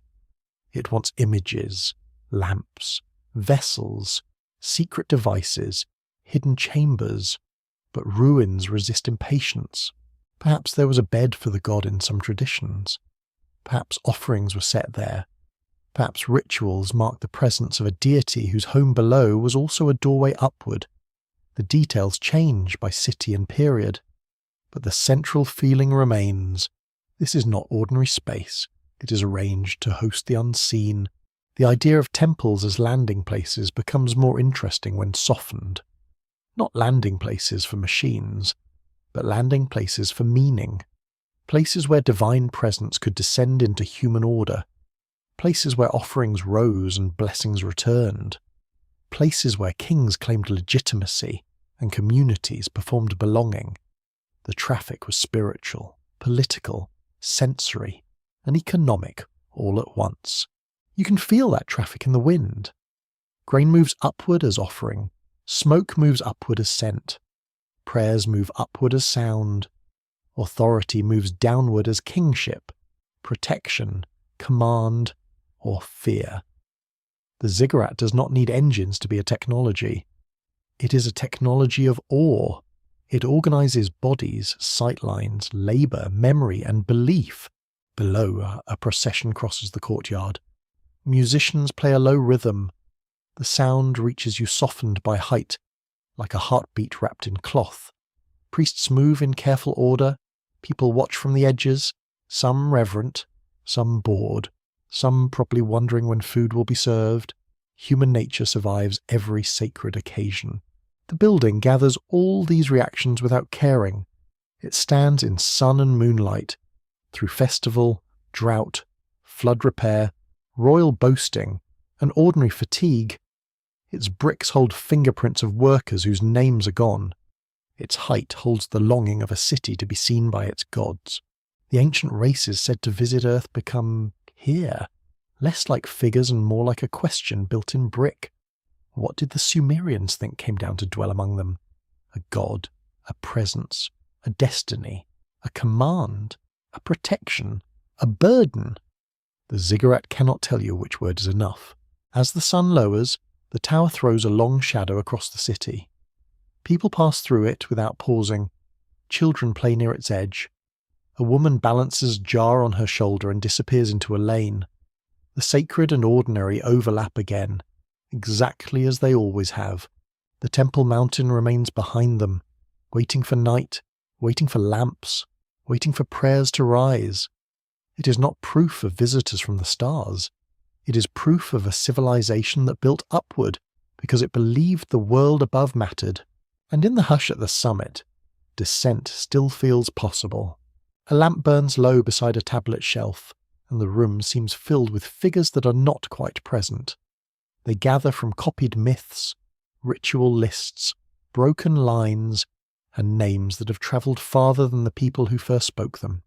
You sense them not as a crowd in the doorway, but as pressure in the air.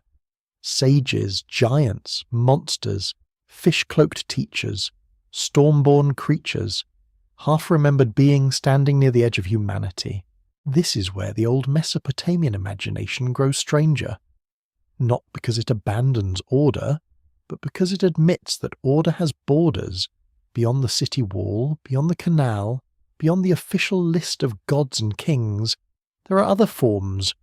Some are wise, some are dangerous, some are protective, some are so tangled with symbolism that modern readers should walk gently around them, as one walks near sleeping dogs and unstable furniture. One group often linked with ancient mystery is the Apkallu, the sages associated with deep knowledge in later Mesopotamian tradition. They appear as culture bringers, advisors, and figures connected with the time before the flood.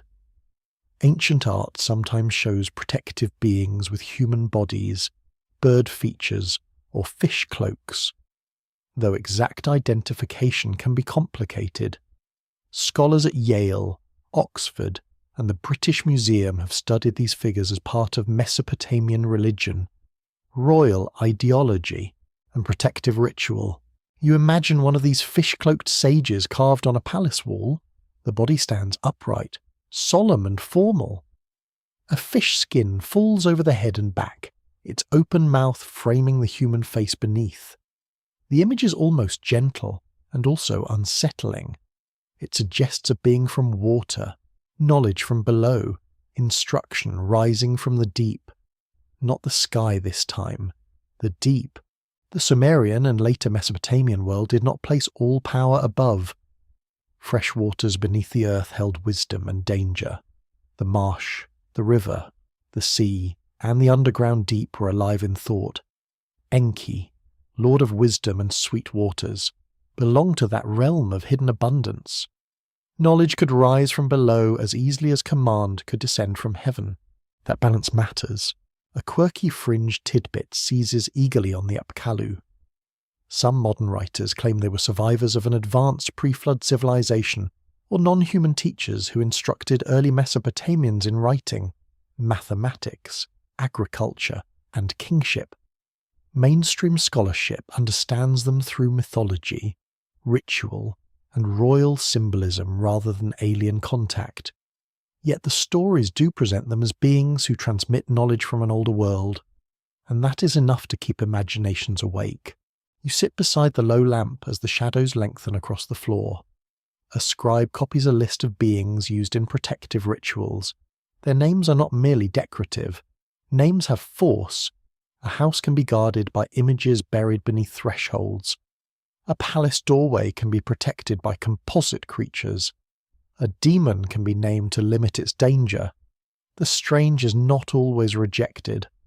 Sometimes it is recruited. Ancient Mesopotamian art is crowded with hybrid forms, human-headed bulls, winged beings, lion-headed figures, scorpion men in later epic tradition, protective spirits holding buckets and cones. These figures are not random monsters doodled during a slow afternoon, although one should never underestimate bored artists. They belong to a visual language of power, boundary, protection, and cosmic order. Records from excavations in Assyrian palaces and Mesopotamian temples confirm that protective hybrid figures were placed in important architectural settings. They guarded thresholds, throne rooms, and ritual spaces. Although many surviving examples are later than early Sumer, they continue older regional ideas about liminal beings, the dangerous edge between spaces, and the need to defend order from chaos. The scholarly debate around these beings is lively because images and texts do not always match neatly. Some experts emphasize their apotropaic function, meaning their role in turning away harm. Others focus on mythic narratives, ritual instructions, or royal display. The same figure may protect a doorway, express cosmic power, and advertise a king's command of sacred knowledge. Ancient symbols enjoy having several jobs. The idea of giants also drifts near this landscape. Though not always in the exact form modern fantasy expects, Mesopotamian literature contains heroes of immense strength, semi-divine kings, monstrous opponents, and beings from beyond ordinary society. The famous hero Gilgamesh, in later Akkadian epic, is described as part divine and part human, larger than life in body and appetite. He is not a visitor from another planet. He is something more literary and perhaps more revealing. He is humanity enlarged until it becomes uncomfortable. The boundary between human and divine is not sealed in these stories. Kings may claim divine favour. Heroes may have divine ancestry. Sages may come from before the flood. Monsters may be born from cosmic disorder. Humans may be formed for divine labour. The world is layered with degrees of being. Ordinary humanity stands neither at the top nor outside the system. It is placed among others. You feel the unease of that placement. To modern ears, categories matter. Human, animal, god, spirit, monster, machine. The ancient world was often less tidy. A creature could combine bird, lion, human, and divine signs without being treated as a failed puzzle. It could express a truth that no single body could carry. Wings meant power. Horns meant divinity. Animal strength joined human intelligence. The mixed form became a sentence in stone. A small tablet near the lamp preserves a fragmentary myth. Perhaps only a few lines survive. A name appears, then a break. A place appears, then damage. The missing parts are almost louder than the words. In those gaps, later generations have placed entire lost races, vanished sciences, and secret histories. Some of that is imaginative excess. Some of it is the natural response to fragments that refuse to close. It is possible that the ancient scribes themselves felt something similar. They copied older lists without always knowing the full living context behind them. They preserved names whose origins had grown dim. They inherited traditions already ancient.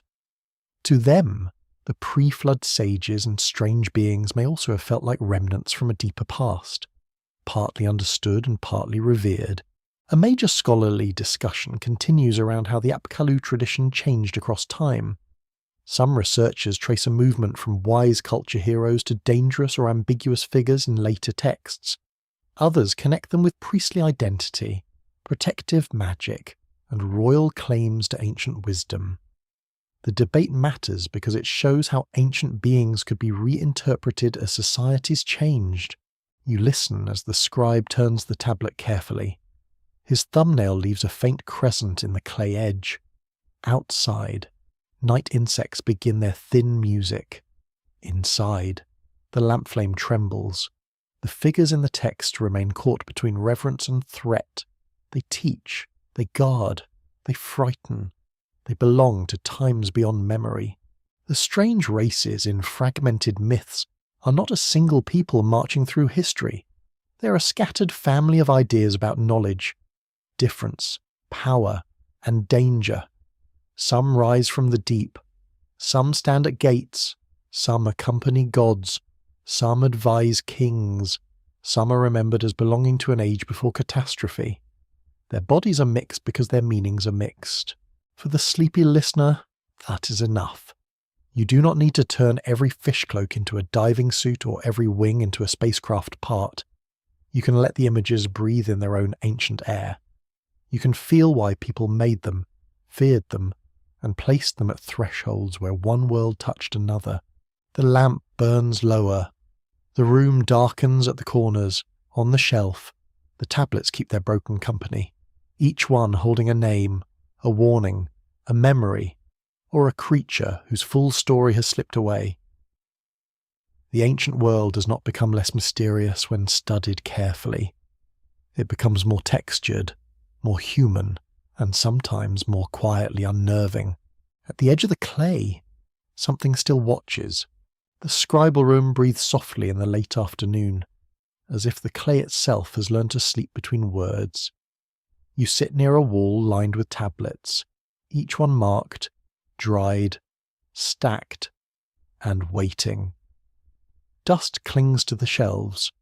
A reed mat lies unevenly across the floor.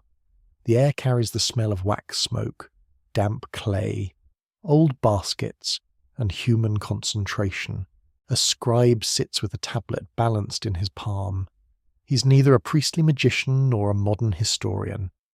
He's a trained worker of memory, and that position is more powerful than it first appears. He can count goats, copy hymns, record land transfers, list divine names, preserve omens, and teach another student how not to ruin a tablet by pressing like an angry goat. Someone nearby fails anyway. The ancient scribes did not hide nothing because they knew everything. They hid nothing in a more ordinary, more revealing sense.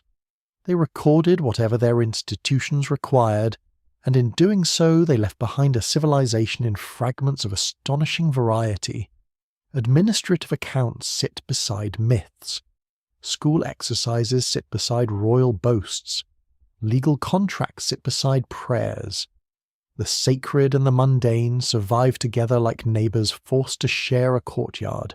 Archaeological discoveries at sites such as Nippur, Uruk, and Shurapak uncovered thousands of tablets that reveal Mesopotamian daily life, religion, education, economy, and literature. Scholars at the University of Chicago, the University of Pennsylvania, Yale, and Oxford have studied these archives to reconstruct ancient society from small, durable records. A mainstream historical fact stands clearly here. Cuneiform tablets preserve both practical administration and complex literary tradition. That mixture matters because it prevents easy fantasy. The tablets are not a secret library designed to reveal one hidden race. They're too busy for that. They speak of rations, sheep, fields, disputes, gods, hymns, kings, floods, wages, offerings, and exercises copied by students who probably wish the day would end. Their power comes from density, not secrecy. You watch the scribe dip his reed into water and smooth a fresh patch of clay. He is careful, but not reverent about every mark. Some tablets are meant to last. Others are temporary notes. Some will be baked by accident in burning cities, which is a fairly dramatic method of preservation. History sometimes survives because disaster has excellent archival instincts. The scribes worked within institutions that valued record-keeping. Temples, palaces, and households needed written control over resources and obligations. Writing helped manage grain, labour, livestock, land, taxes, and offerings. It also shaped identity. A trained scribe belonged to a world of discipline, of status, and inherited knowledge. He could enter systems closed to most people, yet the scribal world was never merely mechanical. To copy a divine hymn is to join a chain of voices. To list gods is to arrange the cosmos. To record an omen is to preserve a possible warning. To write a myth is to make an old story official enough to survive beyond one storyteller's breath. The stylus becomes a quiet instrument of world-making. A quirky fringe tidbit claims that ancient scribes encoded forbidden knowledge in ordinary texts, hiding advanced science beneath temple myths and divine lists. The idea is appealing because it turns every broken line into a locked door. Mainstream scholars find no evidence for such a code. But there is a subtler truth. The tablets do hide things, not by intention, but by damage, context loss, and the distance between ancient minds and ours. That is more haunting. An open, scholarly debate continues around how much scribes shaped the myths they copied. Some researchers treat scribes as conservative transmitters of older tradition. Others argue they were active authors, editors, and intellectuals who adapted material for schools, temples, and courts. The surviving tablets do not always reveal where copying ends and creativity begins. Ancient authorship can feel like a chorus heard through a wall. You move closer to a student tablet. One side contains a model line written by the teacher. Beneath it, the student repeats the signs with uneven pressure. The gap between master and pupil is visible in clay. The teacher's line is balanced. The The student's line wobbles like a donkey crossing a wet bridge. It is oddly comforting. Civilization has always depended on learners making a mess of things. Through such exercises, students absorbed lists of words, professions, animals, cities, gods, and materials. Lists trained memory and organized the world. To modernize, they may seem dry, but lists are powerful. They decide what belongs together. They place reality into columns. They turn the chaos of experience into categories a mind can carry. The ancient races and divine groups that later fascinate readers often survive inside this list-making culture. Names appear in god lists. Sages appear in learned traditions. Kings appear in dynastic sequences. Monsters appear in myths and rituals. The scribes did not present them as a single grand disclosure. They preserved them as part of a vast intellectual landscape. That landscape had rules. Signs had correct forms. Words had learned meanings. Texts had traditions. A scribe could be creative, but he worked inside inherited structures. He belonged to a profession that honoured the past by repeating it, adjusting it, and sometimes quietly correcting it. It is very human. Even reverence needs editing. The room darkens gradually. A servant enters with a small lamp, and the flame adds a golden tremor to the tablet edges. The smell of smoke deepens. Outside, evening calls rise from the city. A door closes. A sheep bleats with unjustified urgency. Someone laughs from a courtyard, then lowers his voice as he passes the archive entrance. Inside, the scribe continues, you notice how calm he seems beside such large mysteries. To him, divine names are not entertainment.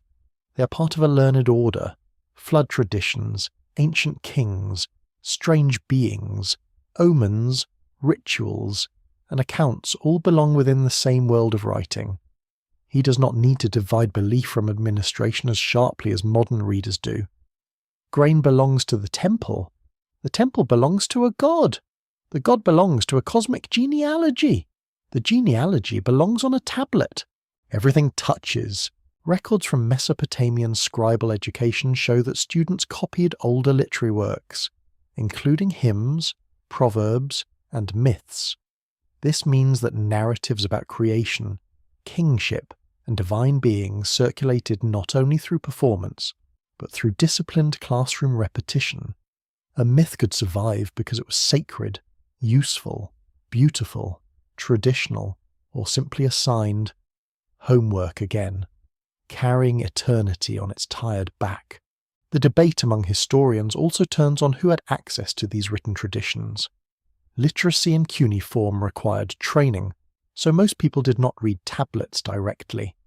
Their knowledge of myths may have come through ritual, song, storytelling, festivals, and public performance. The written record preserves elite voices most clearly. The ordinary listener stands behind them. Harder to hear. You think of the many people who lived without writing their own thoughts.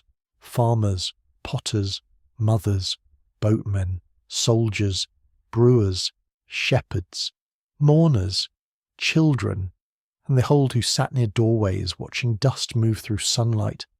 Their world shaped the tablets, but their voices reach us indirectly. A rationalist may reveal a work more faithfully than a royal hymn reveals a king. The scribes who hid nothing therefore reveal something they did not plan. They reveal the texture of civilization. They show that ancient mystery was embedded in ordinary systems, in storage rooms, classrooms, courts, and temples.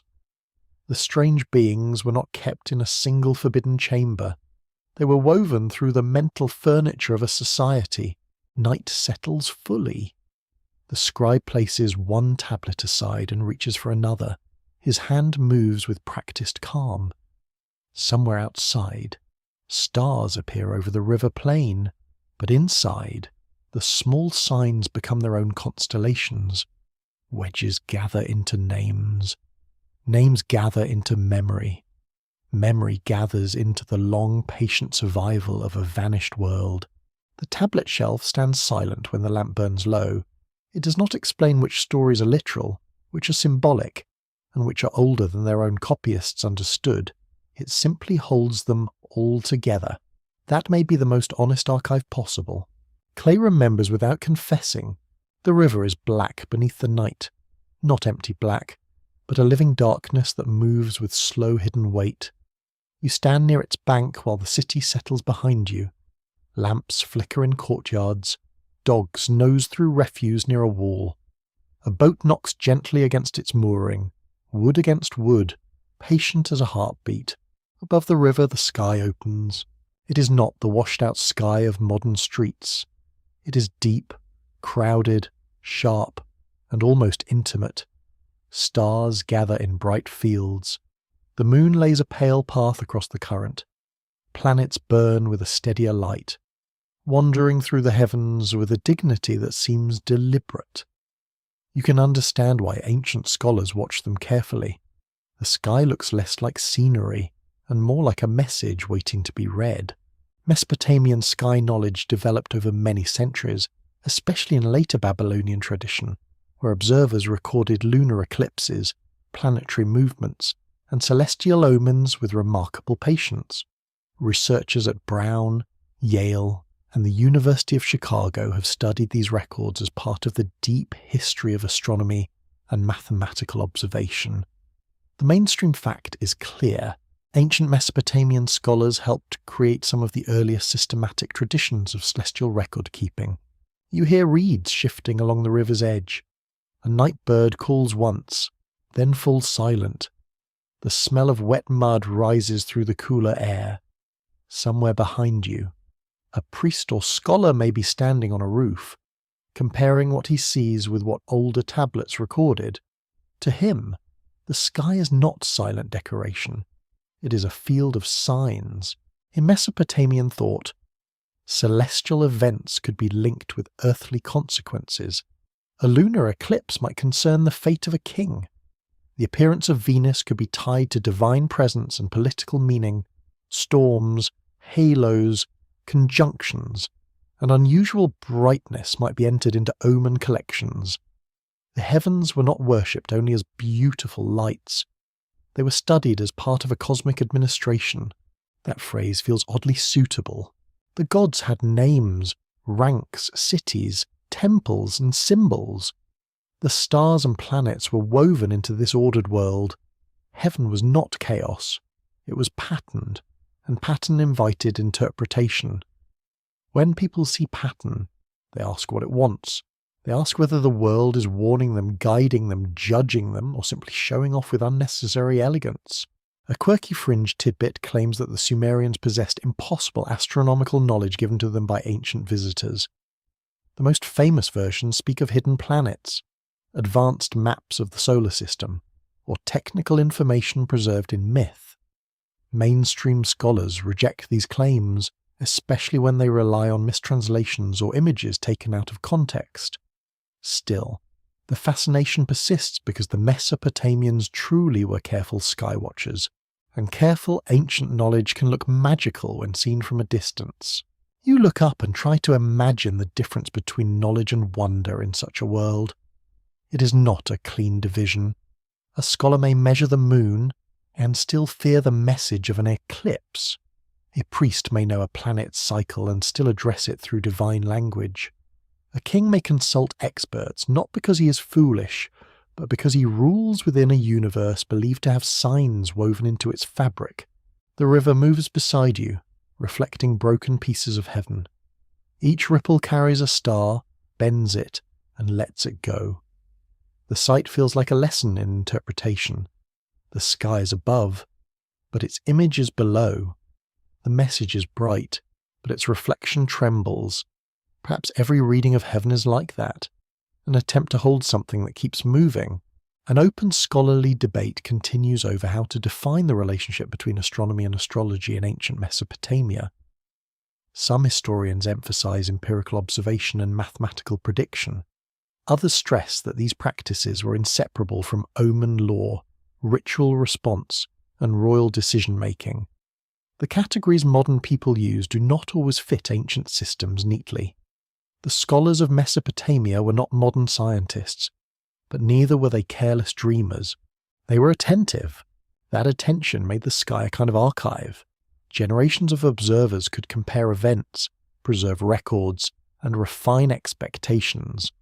Clay tablets kept watch when human eyes closed. A note made one year could matter long after the writer died. This is one of the great quiet miracles of ancient knowledge. Observation becomes memory. Memory becomes pattern. Pattern becomes power. You imagine a scholar seated near a lamp copying a line about the moon's darkening.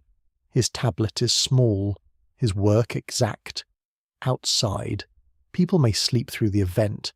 Inside, he records it because someone must remember what heaven did. The act is almost tender. He gives the sky a witness. The ancient races said to descend or visit become entangled with this watchfulness. If a civilization believes heaven contains agency, then heavenly movement can feel like the movement of beings.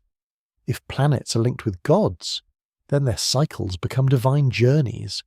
If omens speak from above, then the sky is not merely distant, it is communicative.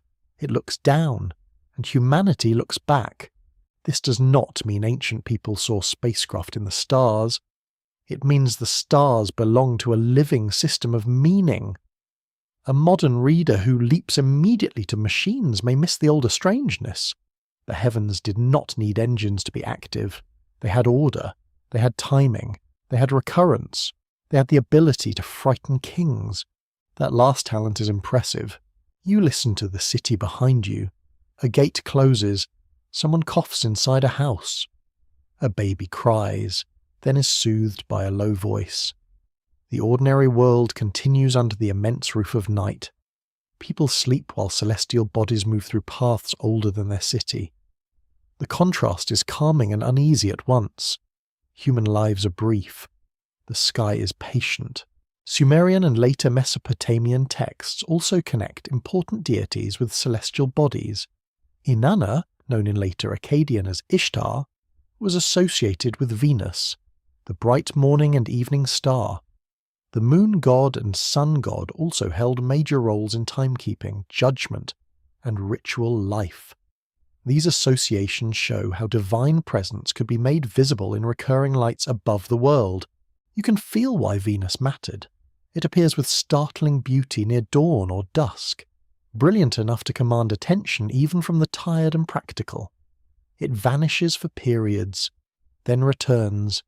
It belongs to thresholds, to morning and evening, to arrival and absence. A culture of careful observers would not ignore such behaviour. It would make a story of it. The sky above the Black River is therefore not a backdrop for myth. It is one of myth's engines. It provides rhythm, recurrence, surprise, and authority. It tells people when to plant, when to fear, when to celebrate, when to ask experts, and when to perform rituals that make everyone feel at least slightly less helpless. A soft wind moves over the water. The reflected stars break apart again. You begin to understand that celestial knowledge in ancient Mesopotamia did not shrink mystery. It disciplined it. The more carefully scholars watched the heavens, the more meaningful the heavens became. Measurement and awe walked together, not as enemies, but as companions under the same night. The ancient tablets that preserve omens and observations do not reveal a secret star race. They reveal something subtler and perhaps more lasting. They reveal human beings standing under a sky so ordered that it seemed alive with intention. They reveal minds patient enough to record the heavens, and vulnerable enough to ask what those records meant. The river carries the stars without keeping them. The city breathes behind you. The scholar's lamp burns somewhere above a courtyard, and in the dark between earth and heaven, every light seems to ask whether it is only light or also a sign. The smell of bread rises before the sun does, warm and yeasty from ovens set low against courtyard walls. You stand near a temple kitchen where hands move through flour, water, salt, and ash with practiced calm. The work is ordinary, almost domestic, yet every motion belongs to something larger. The loaves are not only for people, some are destined for the gods. A young attendant lifts a tray and carries it carefully through a doorway. His steps are measured, he may be sleepy, but he understands the rule of the place. Food moves inward, offerings are presented, vessels are cleaned, lamps are trimmed. The divine household must be served, Yastas. And service does not pause because human bodies are tired. Here the ancient question becomes sharper. Why do gods need workers? In Mesopotamian myth, the gods are not distant abstractions without appetite. They receive food, drink, clothing, music, incense, praise, and ritual care. Their temples function as households, with personnel, stores, fields, herds, kitchens, and accounts. Scholars at Yale, Oxford, and the University of Chicago have examined temple economies as central institutions in Mesopotamian cities. A mainstream historical fact is clear. Temples managed real resources and employed or supported many workers. You walk along a corridor where the wall is cool beneath your fingertips. The air smells of barley cakes, beer mash, oil, and smoke-darkened plaster. Somewhere ahead, a singer warms his voice in a low murmur. A woman arranges vessels on a reed mat. A scribe checks a tablet against jars lined neatly near the wall. Sacred order, like dinner, must be organized. This is where myth and labor join in a way both beautiful and uncomfortable. The creation stories say that humans take up burdens once carried by divine beings. The temple system gives that idea daily form. People feed the gods, build their houses, maintain their cult statues, recite their hymns, and arrange their festivals. Human civilization becomes an act of care directed upward. But care can resemble obligation. The gods who need workers are powerful enough to shape destinies, yet they are also presented as beings whose honour depends on human attention. Without offerings, their houses fall silent. Without singers, their names fade from the air. Without farmers, no grain fills their bowls. This does not make them weak in the ancient imagination. It makes them social. They exist within relationship, hierarchy, exchange, and expectation. A quirky fringe tidbit turns this relationship into something harsher. Some modern alternative writers argue that the gods needed humans as a managed labour force, perhaps to mine, build, or sustain a colony of ancient visitors. They read temple service and creation myth as evidence of exploitation by non-human rulers. Mainstream scholarship does not support that technological reading, yet the emotional core is not invented. The texts really do place humanity inside a system of service. That is why the question lingers. An open, scholarly discussion continues over whether Mesopotamian service to the gods should be understood mostly as devotion, social control, reciprocal exchange, or cosmic maintenance. Some historians emphasize the temple's economic role. Others focus on ritual theology, in which offerings preserve order between divine and human realms. The evidence suggests overlap rather than a single answer. Ancient religion was not a separate department of a life. It was life arranged with the gods included. In the kitchen, a worker brushes ash from a loaf and sets it beside others. Her hands are quick. She has done this countless times. If asked whether she is maintaining the universe, she might laugh, or she might not. A great system often rests on people who are too busy to describe it grandly. The temple courtyard fills slowly with morning light. Pigeons flutter near the roofline. Their wings make a dry to soft clatter. A porter arrives with dates in a basket. Another brings wool. The temple consumes and redistributes. It gathers, stores, measures, and releases. It is house, workplace, archive, ritual center, and symbol of divine ownership in such a world. The gods do not merely receive gifts, they structure society. Fields may belong to temples. Workers may receive rations from temple stores. Festivals may organize communal time.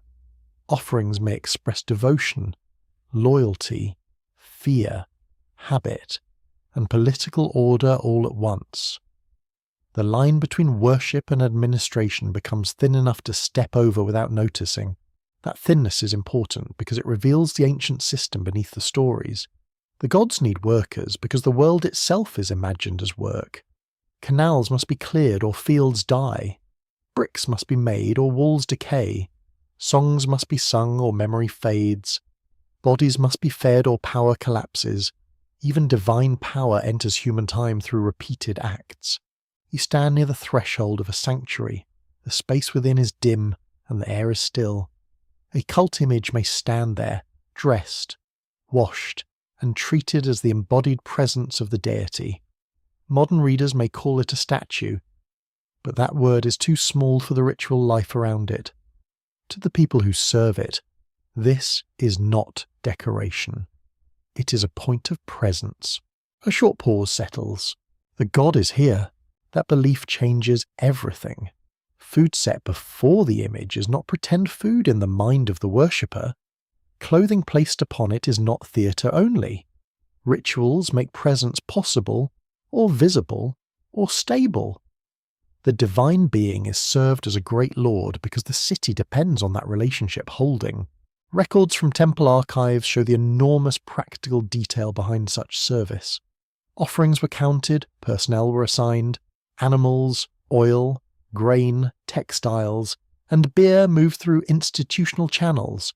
This is where the sacred becomes wonderfully unromantic. The divine may be mysterious, but someone still has to track the sheep. Perhaps that is the most Mesopotamian sentence ever whispered. The ancient races said to have visited Earth become especially vivid when placed inside this temple economy. If the gods are imagined as superior beings, then the city becomes their estate. Humans are tenants, servants, singers, builders, and dependents. The visitor theory hardens that image into control by outsiders. The historical reading sees a religious and social model shaped by urban life. Both notice hierarchy. They differ on what kind of hierarchy it is. The deeper unease is not whether gods arrived in ships. It is whether humans have always explained their burdens by placing command above themselves. Work is hard. Authority is heavy. Hunger returns daily. A creation story that says humans were made to serve may sound bleak, but it also explains why service has sacred meaning. It turns exhaustion into participation in cosmic order. That may comfort some listeners. It may trouble others. You watch the offerings carried inward. The tray disappears into shadow. No trumpet sounds. No miracle interrupts the morning. The work continues with almost sleepy regularity. A jar is sealed. A broom scrapes the floor. A scribe murmurs numbers. The singer begins a hymn that rises gently, like smoke learning to become sound. Perhaps the gods needed workers because ancient people knew that nothing lasts without tending. Not fields, not cities, not temples, not names, not even heaven. If heaven wishes to be remembered on earth, the divine order, for all its majesty, must be renewed through human repetition. Every loaf, every song, every cleaned vessel says the world has not yet fallen apart.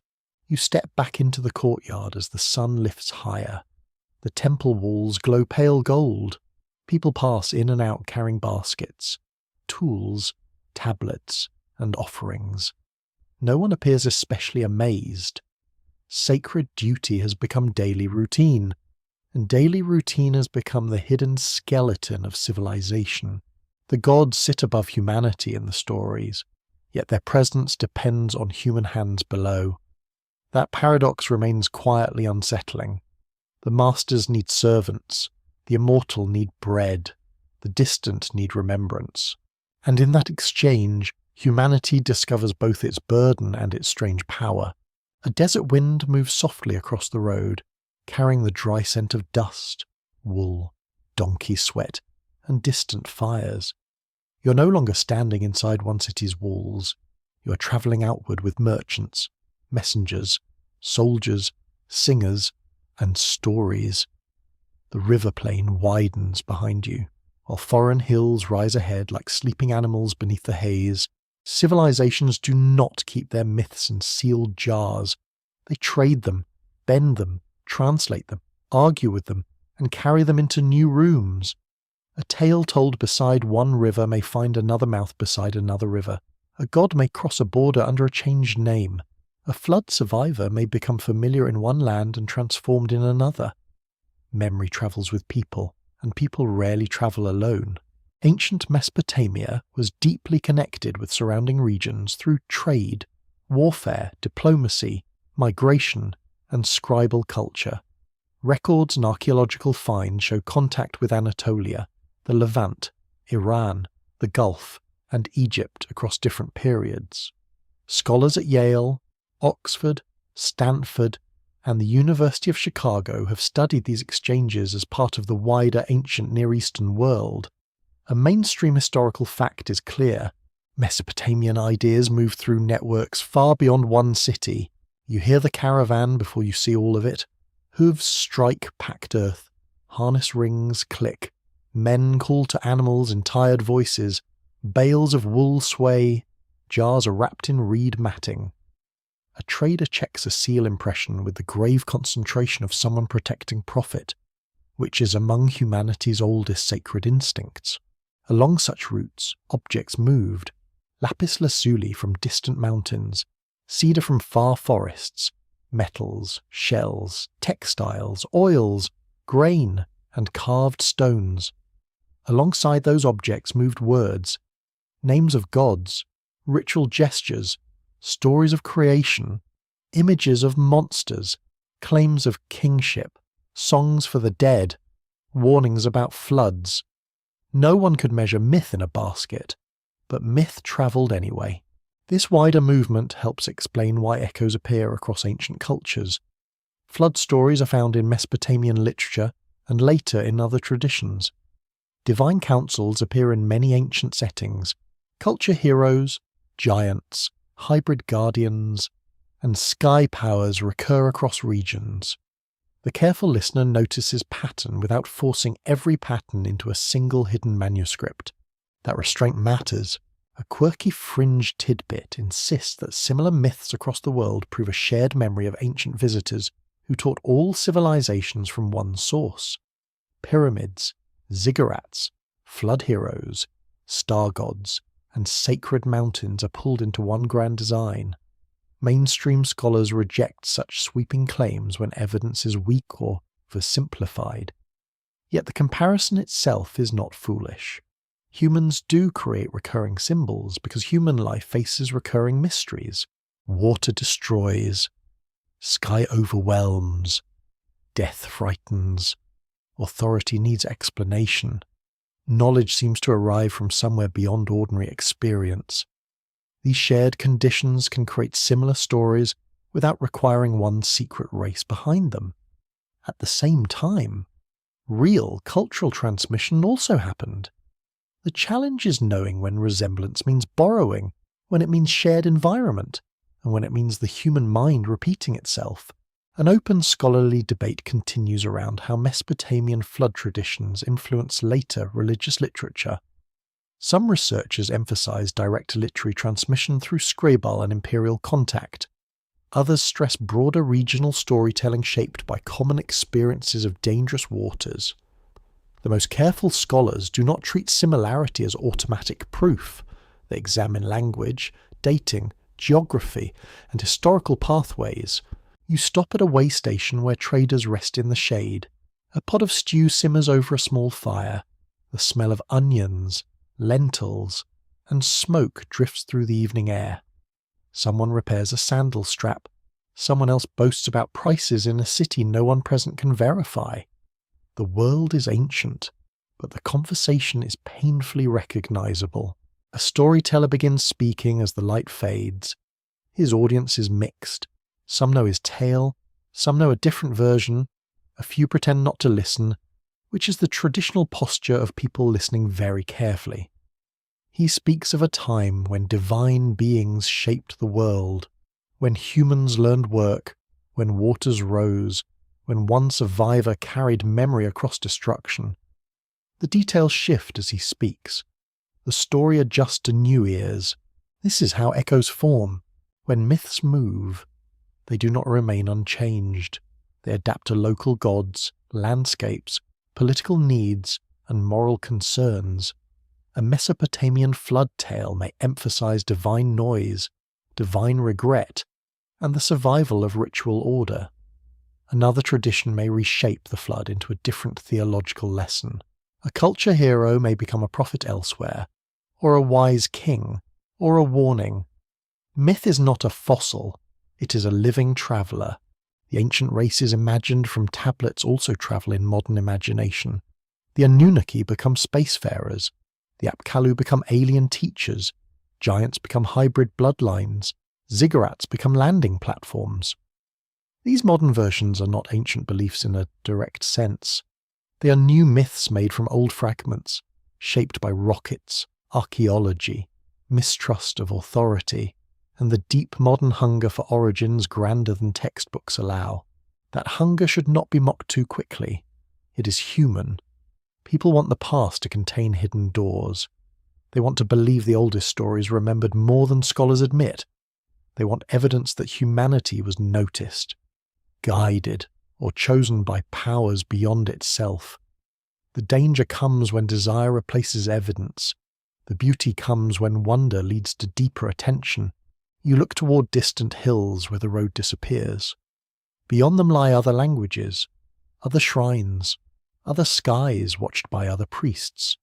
There are mountain gods, storm gods, serpent beings, ancestors, divine kings, sunboats, sacred stones, and underworld roads. None are identical to Sumer, yet many speak in related emotional tones.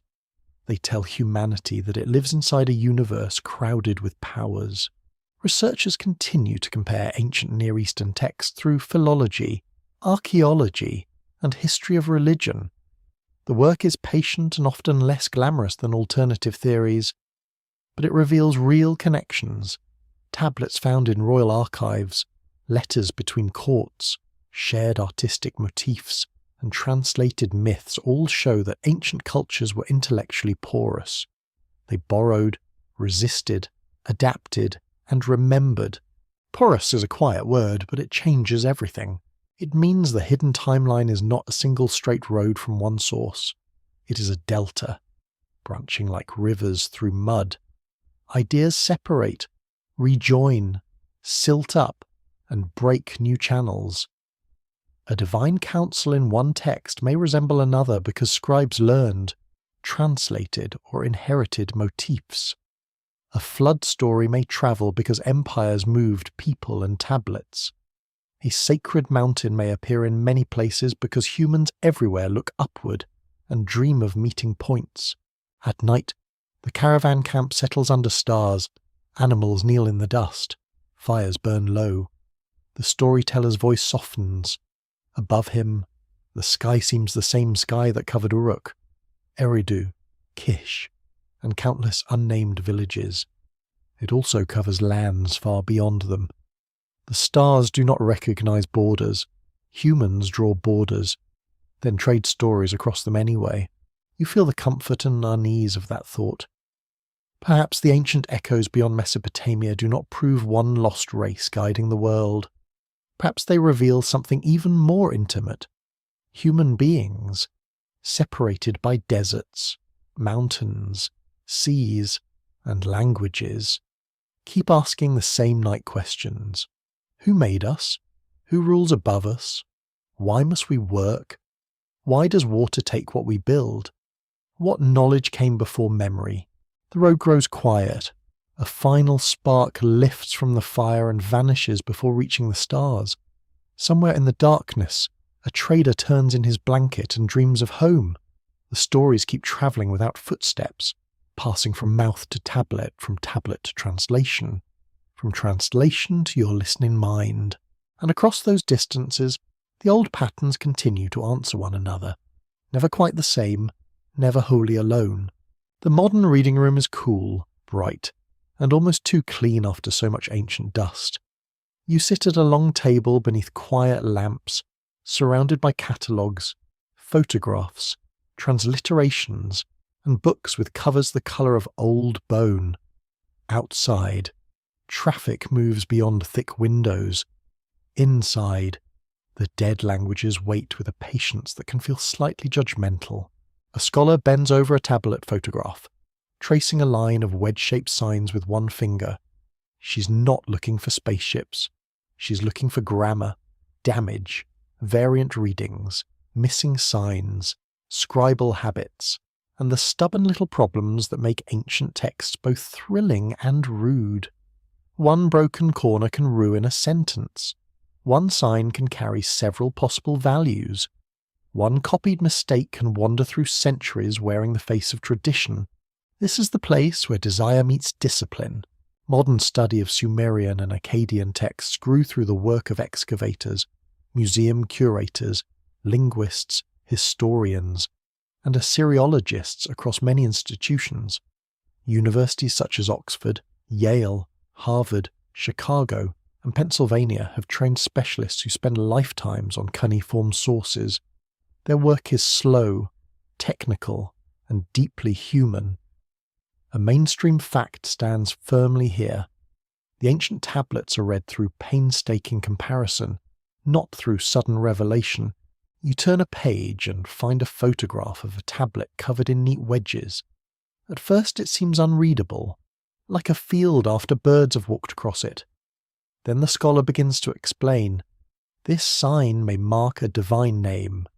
This break removes the verb. This line belongs to a known composition. This variant differs from a tablet found at another site. Slowly, the clay becomes speech again. There is beauty in that. Yet across the room, almost like a shadow cast by modern imagination, another kind of reader waits. This reader wants the tablets to say something hidden and enormous.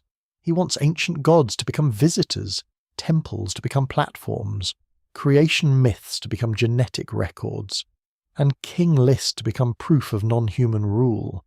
He is not always foolish. Sometimes he's curious, sincere, and tired of being told that mystery must stay modest. That longing is powerful because ancient Mesopotamia really is strange.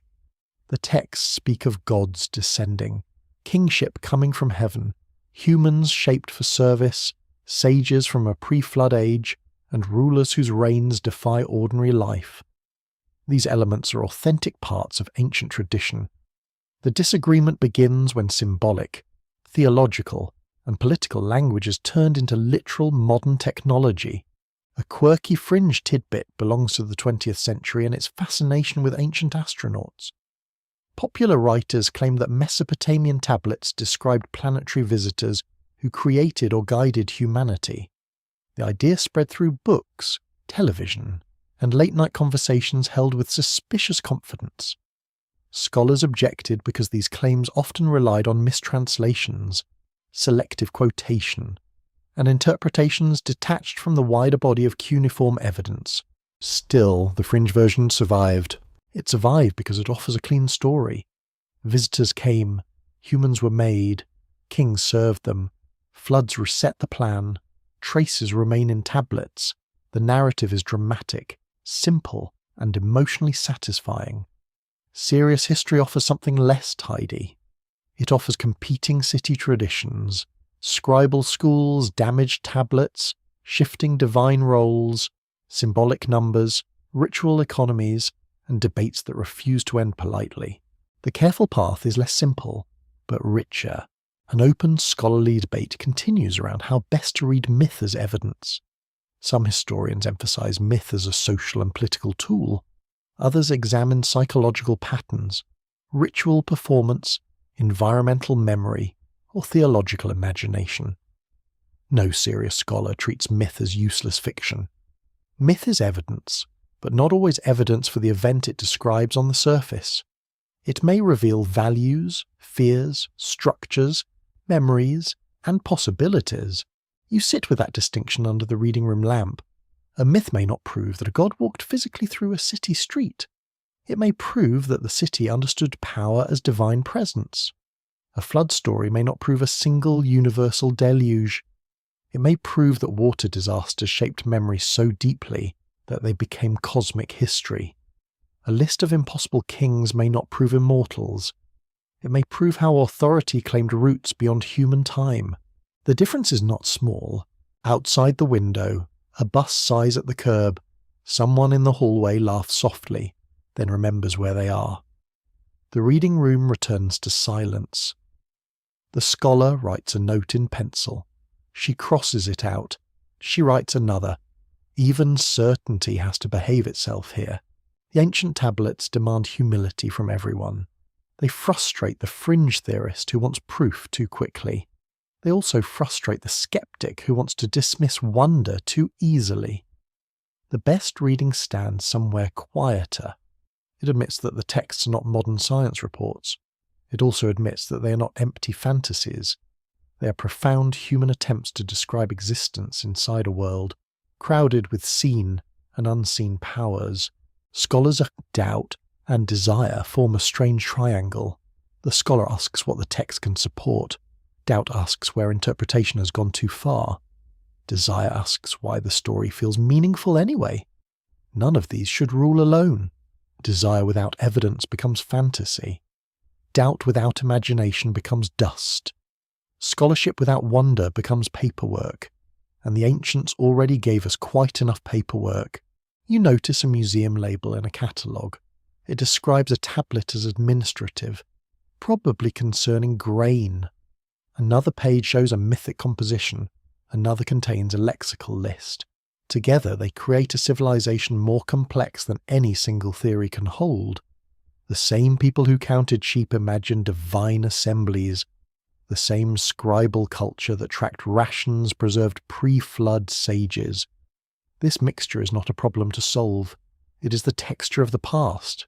The debate about ancient races said to visit Earth often reveals modern anxieties more than ancient testimony. It reflects mistrust of official explanations, fascination with lost origins, and the feeling that human life must have been shaped by something larger than human effort. In a technological age, larger beings become extraterrestrial engineers. In Sumer, larger beings were gods, powers, ancestors of order, and names within sacred hierarchy. Both worlds look upward. They just use different languages. You turn another page. The signs remain patient. A footnote discusses a damaged line. Another mentions a variant from Nippur. A third warns against overconfident translation. The mood is almost comic in its restraint. The ancient gods may shake heaven, but the scholar whispers, perhaps, it could be. The reading is uncertain.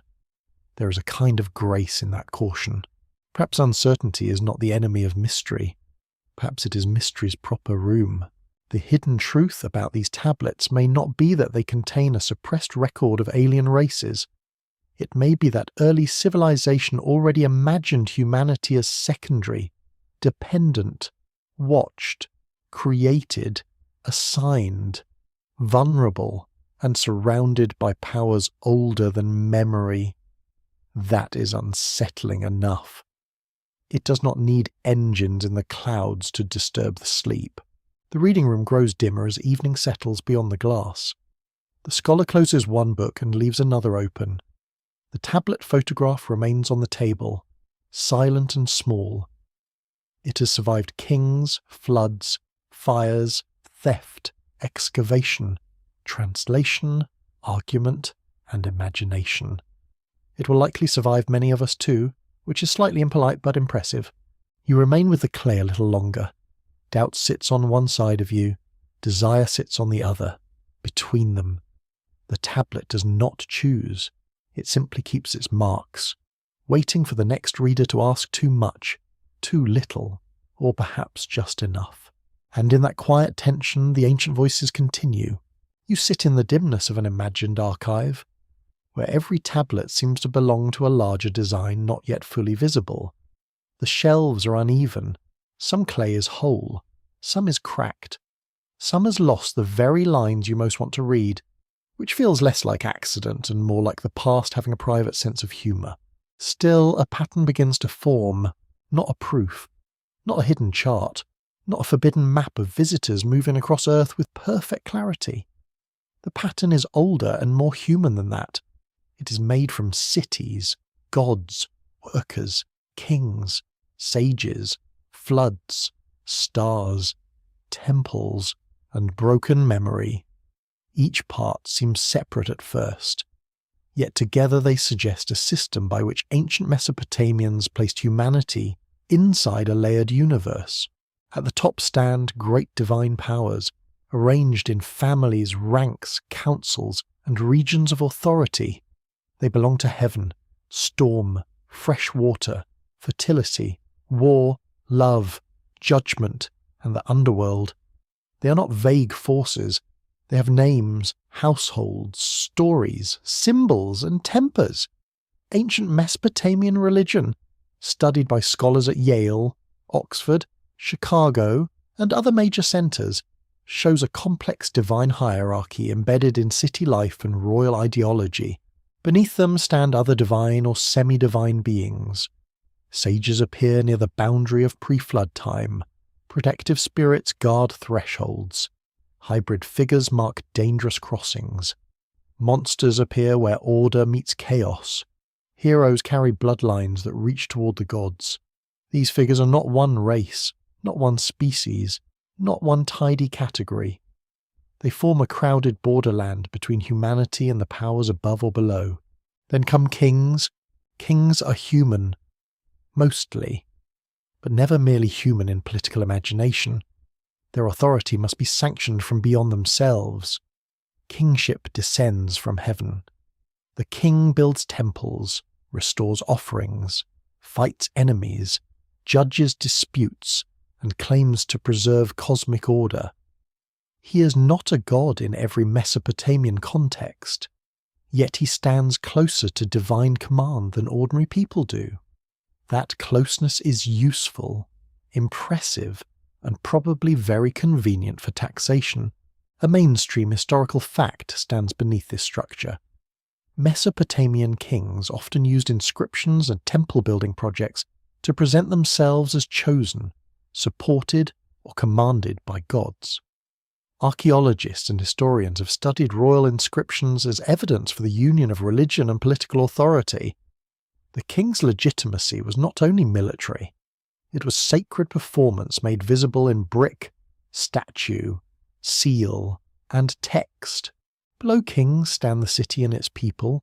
Farmers clear canals, women grind grain, brewers prepare beer, scribes count rations, priests maintain ritual spaces, craftsmen shape copper, wood, wool, and stone. Boatmen move goods through waterways. Children learn signs, badly at first, because even civilization must pass through awkward handwriting. Humanity's place in the system is practical and symbolic at once. People serve gods through labour, offerings, praise, and social order. Their work sustains temples. Their taxes and goods feed institutions. Their songs keep divine names alive. The myths say humans were made to carry burdens, and the city gives that myth daily shape. Creation becomes administration with incense. That sentence is uncomfortable. A quirky fringe tidbit tries to reconstruct the system differently. It says the great gods were ancient visitors. The semi-divine sages were technical instructors. The kings were appointed human managers, and ordinary people were a designed workforce. It turns mythic hierarchy into colonial organization. Mainstream scholarship does not accept this as a valid reading of the tablets. Yet the reason it feels tempting is clear. The ancient system does describe layered authority, created labour, and knowledge descending from beings beyond humanity. The historical reconstruction is subtler. It sees the system as a religious worldview shaped by urban life, environmental risk, social hierarchy, and the need to explain power. The gods reflect and magnify the city reflects and serves the gods. Kingship gives political command a heavenly source. Writing preserves the arrangement. Temples embody it. Myths explain why it feels inevitable. This does not make the system false in a simple way. It makes it meaningful. An open scholarly debate continues over how much Mesopotamian myth reflects social reality and how much it creates an idealized cosmic order. Some researchers argue that divine hierarchy mirrors human institutions. Others suggest that human institutions were justified by appeal to divine models. The relationship may be circular. People build cities, imagine gods as rulers, then use those gods to explain the cities they built. You let that circle turn slowly in your mind. Heaven resembles the city resembles heaven. The temple is a god's house and a political centre. The king serves the god and rules the people. The people feed the god and receive order through the king. The scribe records the whole arrangement, then quietly becomes indispensable to everyone. The system is almost elegant. Cycles give it depth. Kingship descends, moves, disappears under flood, returns, and shifts again. Cities rise and fall. Divine favour changes location. Human lifespans shrink in the old lists. Wisdom belongs to pre-flood sages, then must be preserved in fragments. The flood divides time into remembered and unrecoverable worlds. This is not a linear march from darkness to progress. It is a series of losses, restorations, and transfers. In the archive, you imagine laying tablets out like pieces of a ruined floor. One holds a king list, another holds a creation myth, another holds offerings, another names divine beings, another records an omen, another shows a student copying signs with heroic clumsiness. No single tablet contains the whole system. The system appears when the fragments are allowed to speak near one another. That is how ancient truth often works. The hidden system is not hidden because a secret order concealed it. It is hidden because time broke it apart. Fire preserved some tablets and destroyed others. Floods dissolved clay. Conquerors carried objects away. Excavators found rooms in disorder.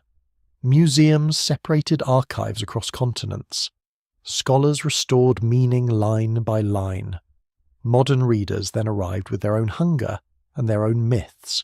You breathe in the dry archive air. It smells of dust, lamp smoke, and clay warmed by the day. Outside, a city may be sleeping, rebuilding, arguing, or preparing for festival. Inside, the tablets hold an architecture of thought, great gods above, deep waters below, kingship descending, humanity serving, sages remembering, floods resetting, stars warning, temples receiving, scribes preserving. The ancient races said to visit Earth become, in this reconstruction, many kinds of beings woven into one world view. They are not a single species with a single purpose. They are divine ancestors of order, culture bringers, protectors, monsters, judges, rulers, and symbols of knowledge from beyond ordinary human reach. Their power lies in their variety. They show how crowded the ancient universe felt. Perhaps that is the truth modern simplifications often miss. The past is not mysterious because it contains one hidden answer. It is mysterious because its answers are multiple, layered, damaged, and alive with competing meanings. The tablets do not reveal a clean ladder from aliens to humans. They reveal a vast web of dependence, fear, service, and imagination. You look again at the shelves. The system does not close. It breathes through gaps. It leaves questions where certainty would be easier. Why did humans imagine themselves created for work? Why did kings need heaven? Why did floods stand between ages? Why did knowledge so often come from beings not fully human? The archive offers no final voice, only clay. Yet in the slow gathering of fragments, something like a forgotten structure becomes visible. It is not the structure of a secret empire from the stars.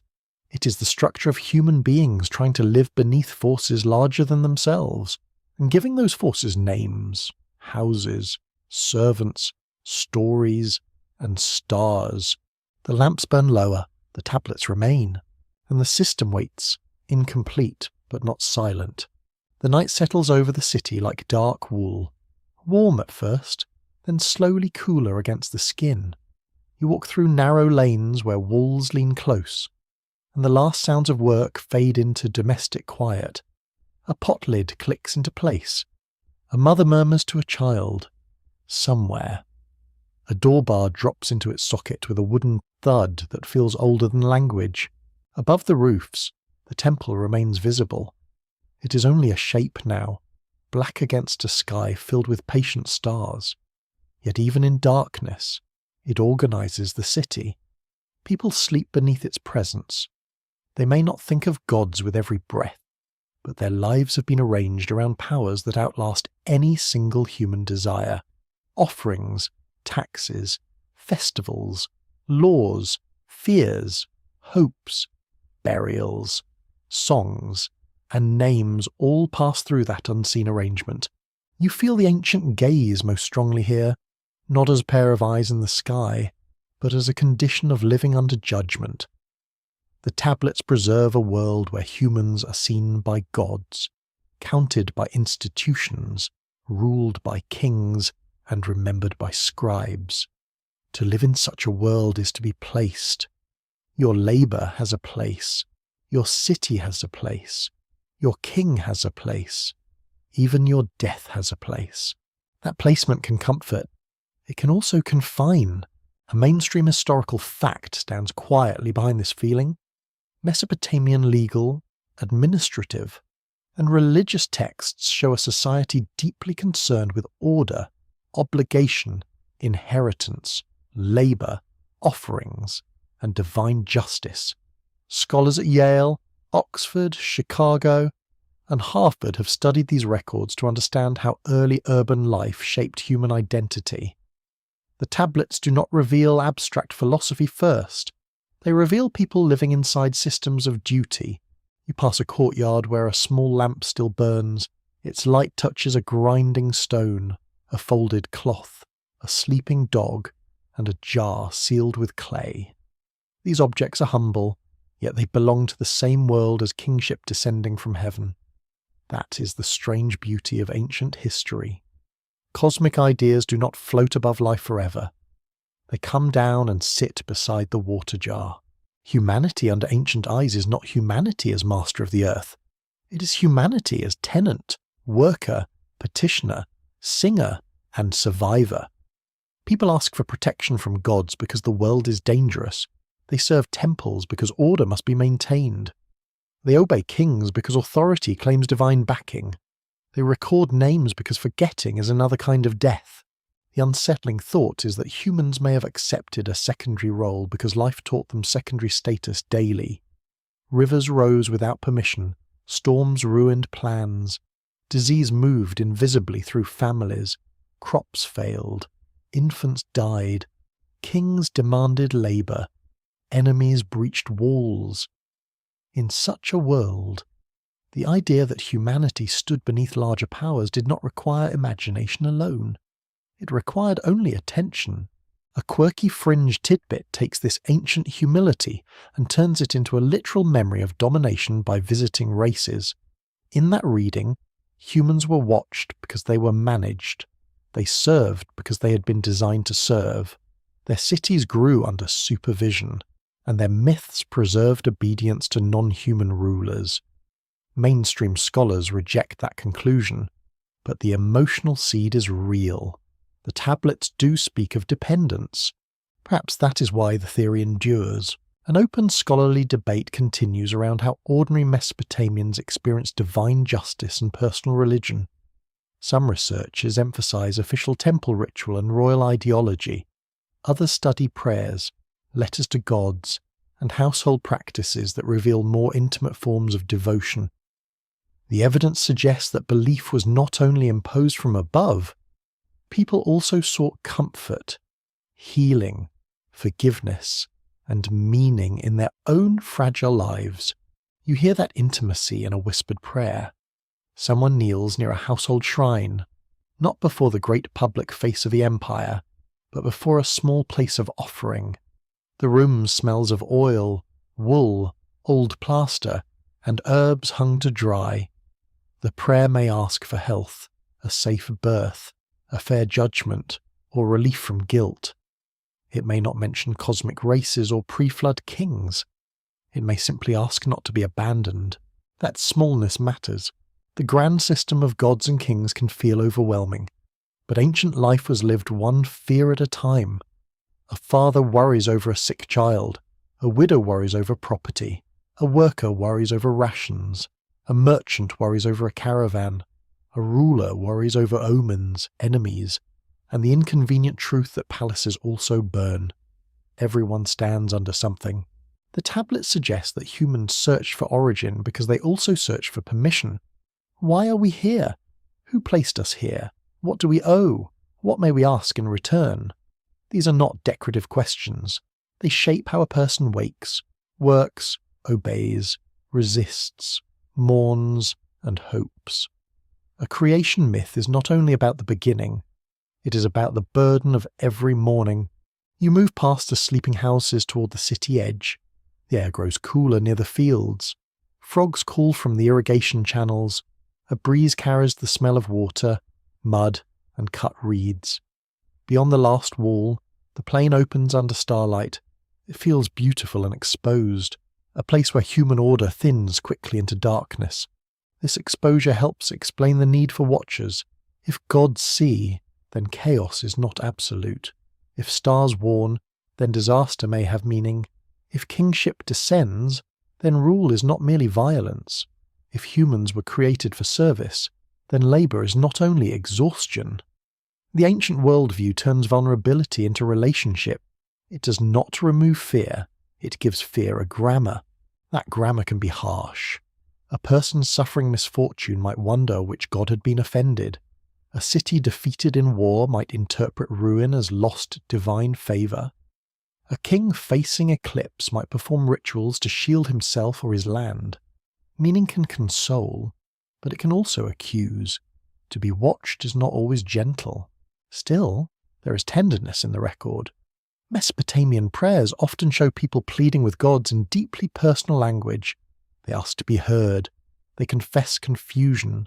They describe suffering as darkness, abandonment, or a weight on the body. Such texts remind you that beneath grand mythology were real human beings trying to survive sorrow. Their gods were mighty, but their needs were painfully familiar. The ancient races imagined from the tablets may fascinate modern listeners because they give faces to the feeling of being watched.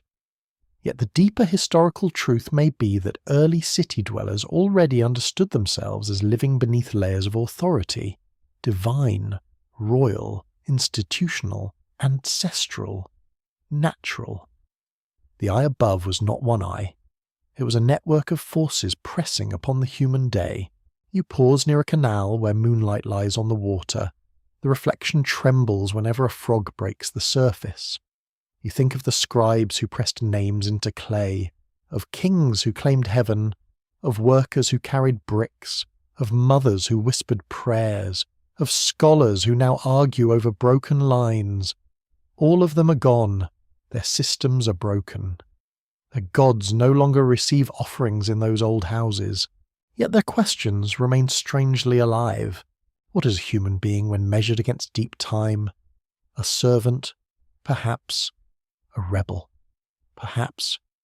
A brief flame between mud and stars. The tablets do not flatter humanity, but they do not erase it either. They place it in relation to powers larger than itself, then preserve its voice in small marks that outlive stone walls and royal pride. That may be enough. Under ancient eyes, humanity is frightened, useful, beloved, disposable, remembered, and misunderstood. It is made from clay, yet dreams upward. It serves gods, yet keeps those gods alive through memory. It is watched, yet it also watches back, lifting its face to the night and asking what kind of world has made it conscious enough to wonder. The temple stands dark behind you. The fields breathe ahead. The stars remain calm, giving nothing away. And you, boss, for a little while are seen by the same sky. The clay lies quiet beneath the glass, but it no longer feels small. You stand near the tablets again, where the light is soft and carefully arranged, and the modern room seems to hold its breath.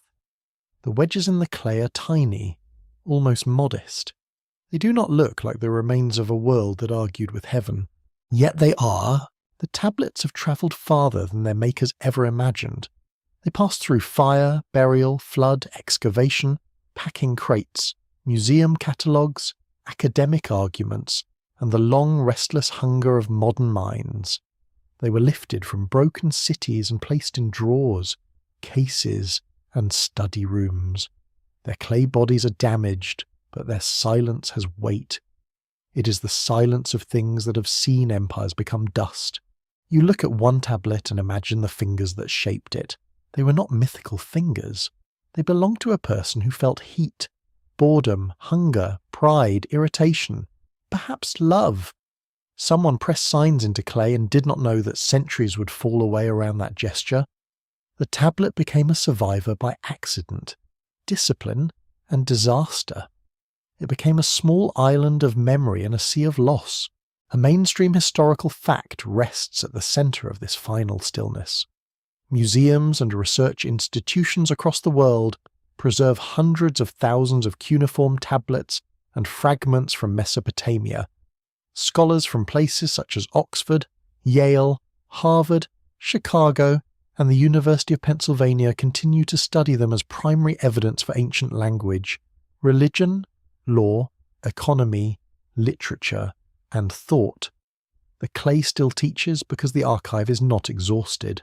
That's important. The story is not finished because the tablets are not finished speaking. New readings appear, fragments are joined, old translations are revised. Digital projects photograph, compare, and publish collections once hidden in storage. A damaged line may become clearer under new imaging. A tablet overlooked for decades may suddenly matter. The past is not dead. It is simply very slow to answer. The ancient races said to visit Earth remain suspended between interpretation and longing. The tablets give us divine beings, sages, kings before the flood, heavenly authority, creation for labour, and a universe crowded with powers. They do not give us a plain modern record of visitors in machines. They give us something older, stranger, and perhaps more intimate. They give us humanity imagining itself beneath superior beings, shaped by commands it could not fully question. A quirky fringe tidbit still drifts around these tablets like smoke near a lamp. Some readers believe the clay preserves hidden testimony of non-human visitors, ancient engineers, and vanished rulers from the stars. The evidence does not support that conclusion in the careful historical sense. Still, the persistence of the idea reveals a modern ache. People want the oldest writings to contain a door, not only a window. A door promises entry. A window asks you to look. An open scholarly debate continues around how to balance myth, memory, politics, and environment when interpreting early Mesopotamian texts. Some researchers emphasize the social world behind the tablets. Others trace older oral traditions, ritual contexts, and literary patterns. Some focus on theology, others on power, others on human vulnerability beneath nature and kingship. The debate remains alive because the tablets hold more than one kind of truth. You stand in the museum hush and feel the layers settle together. Sumer is not merely a place of first writing and early cities. It is a landscape of anxiety and imagination, where people made order from mud and then explained that order through heaven. They built temples because they needed centers. They wrote lists because memory needed discipline. They told stories because labor, death, flood, and power demanded meaning. The great beings in their texts do not fade when translated carefully. They become more complex. They are not cardboard aliens. They are not simple metaphors either. They are figures of authority, creation, danger, desire, knowledge, judgment, and presence. They stand where human explanation reaches its edge. They carry the weight of a society that looked at the sky, the rivers, the dead, and the king, then sensed a system behind them all. You can almost hear the river again, the slow water through reeds, the slap of mud against a boat, the cry of a bird crossing the marsh at dusk. You can smell smoke from dung fuel, warm bread from temple ovens, wet clay drying in courtyards, and incense curling into shadowed rooms. The museum vanishes for a moment, and the old plain returns with its heat, silence, and watchful sky.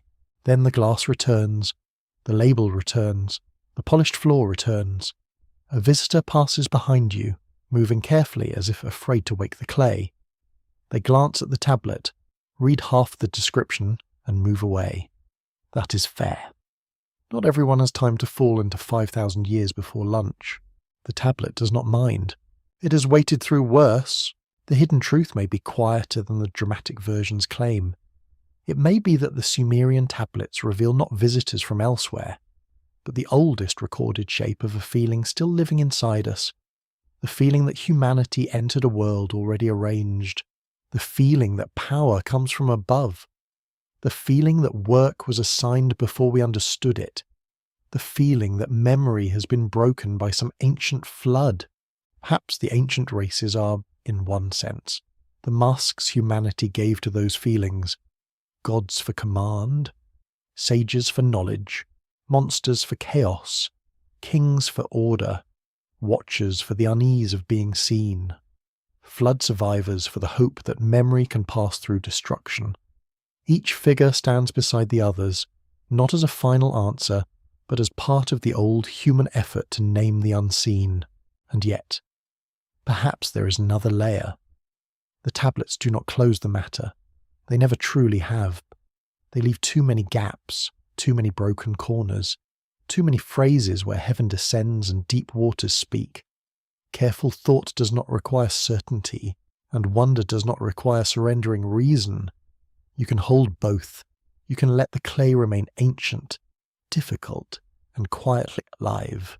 The gallery lights dim in your imagination. Outside, night gathers over the modern city. Cars move where donkeys once stepped. Electric windows shine where oil lamps once trembled. Yet somewhere, someone still looks upward and wonders whether human life began alone. Someone still reads an old story and feels a chill. Someone still hears the word heaven and imagines descent. The tablet rests in silence. The clay still breathes. Now the room softens, and the edges of thought grow gentle. You do not need to solve the ancient world tonight. You do not need to choose every meaning, arrange every fragment, or force the old names into a single answer. Let the tablets remain where they are, resting in their quiet cases, carrying their cracked signs with the patience of earth. Let the rivers move slowly through the dark. Let the reeds bend under a soft wind.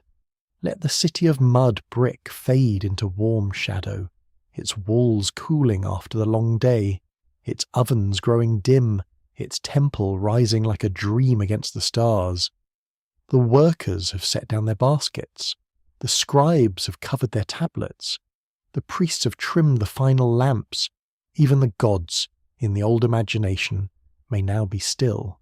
Your breathing can follow the river. In, like water entering a canal.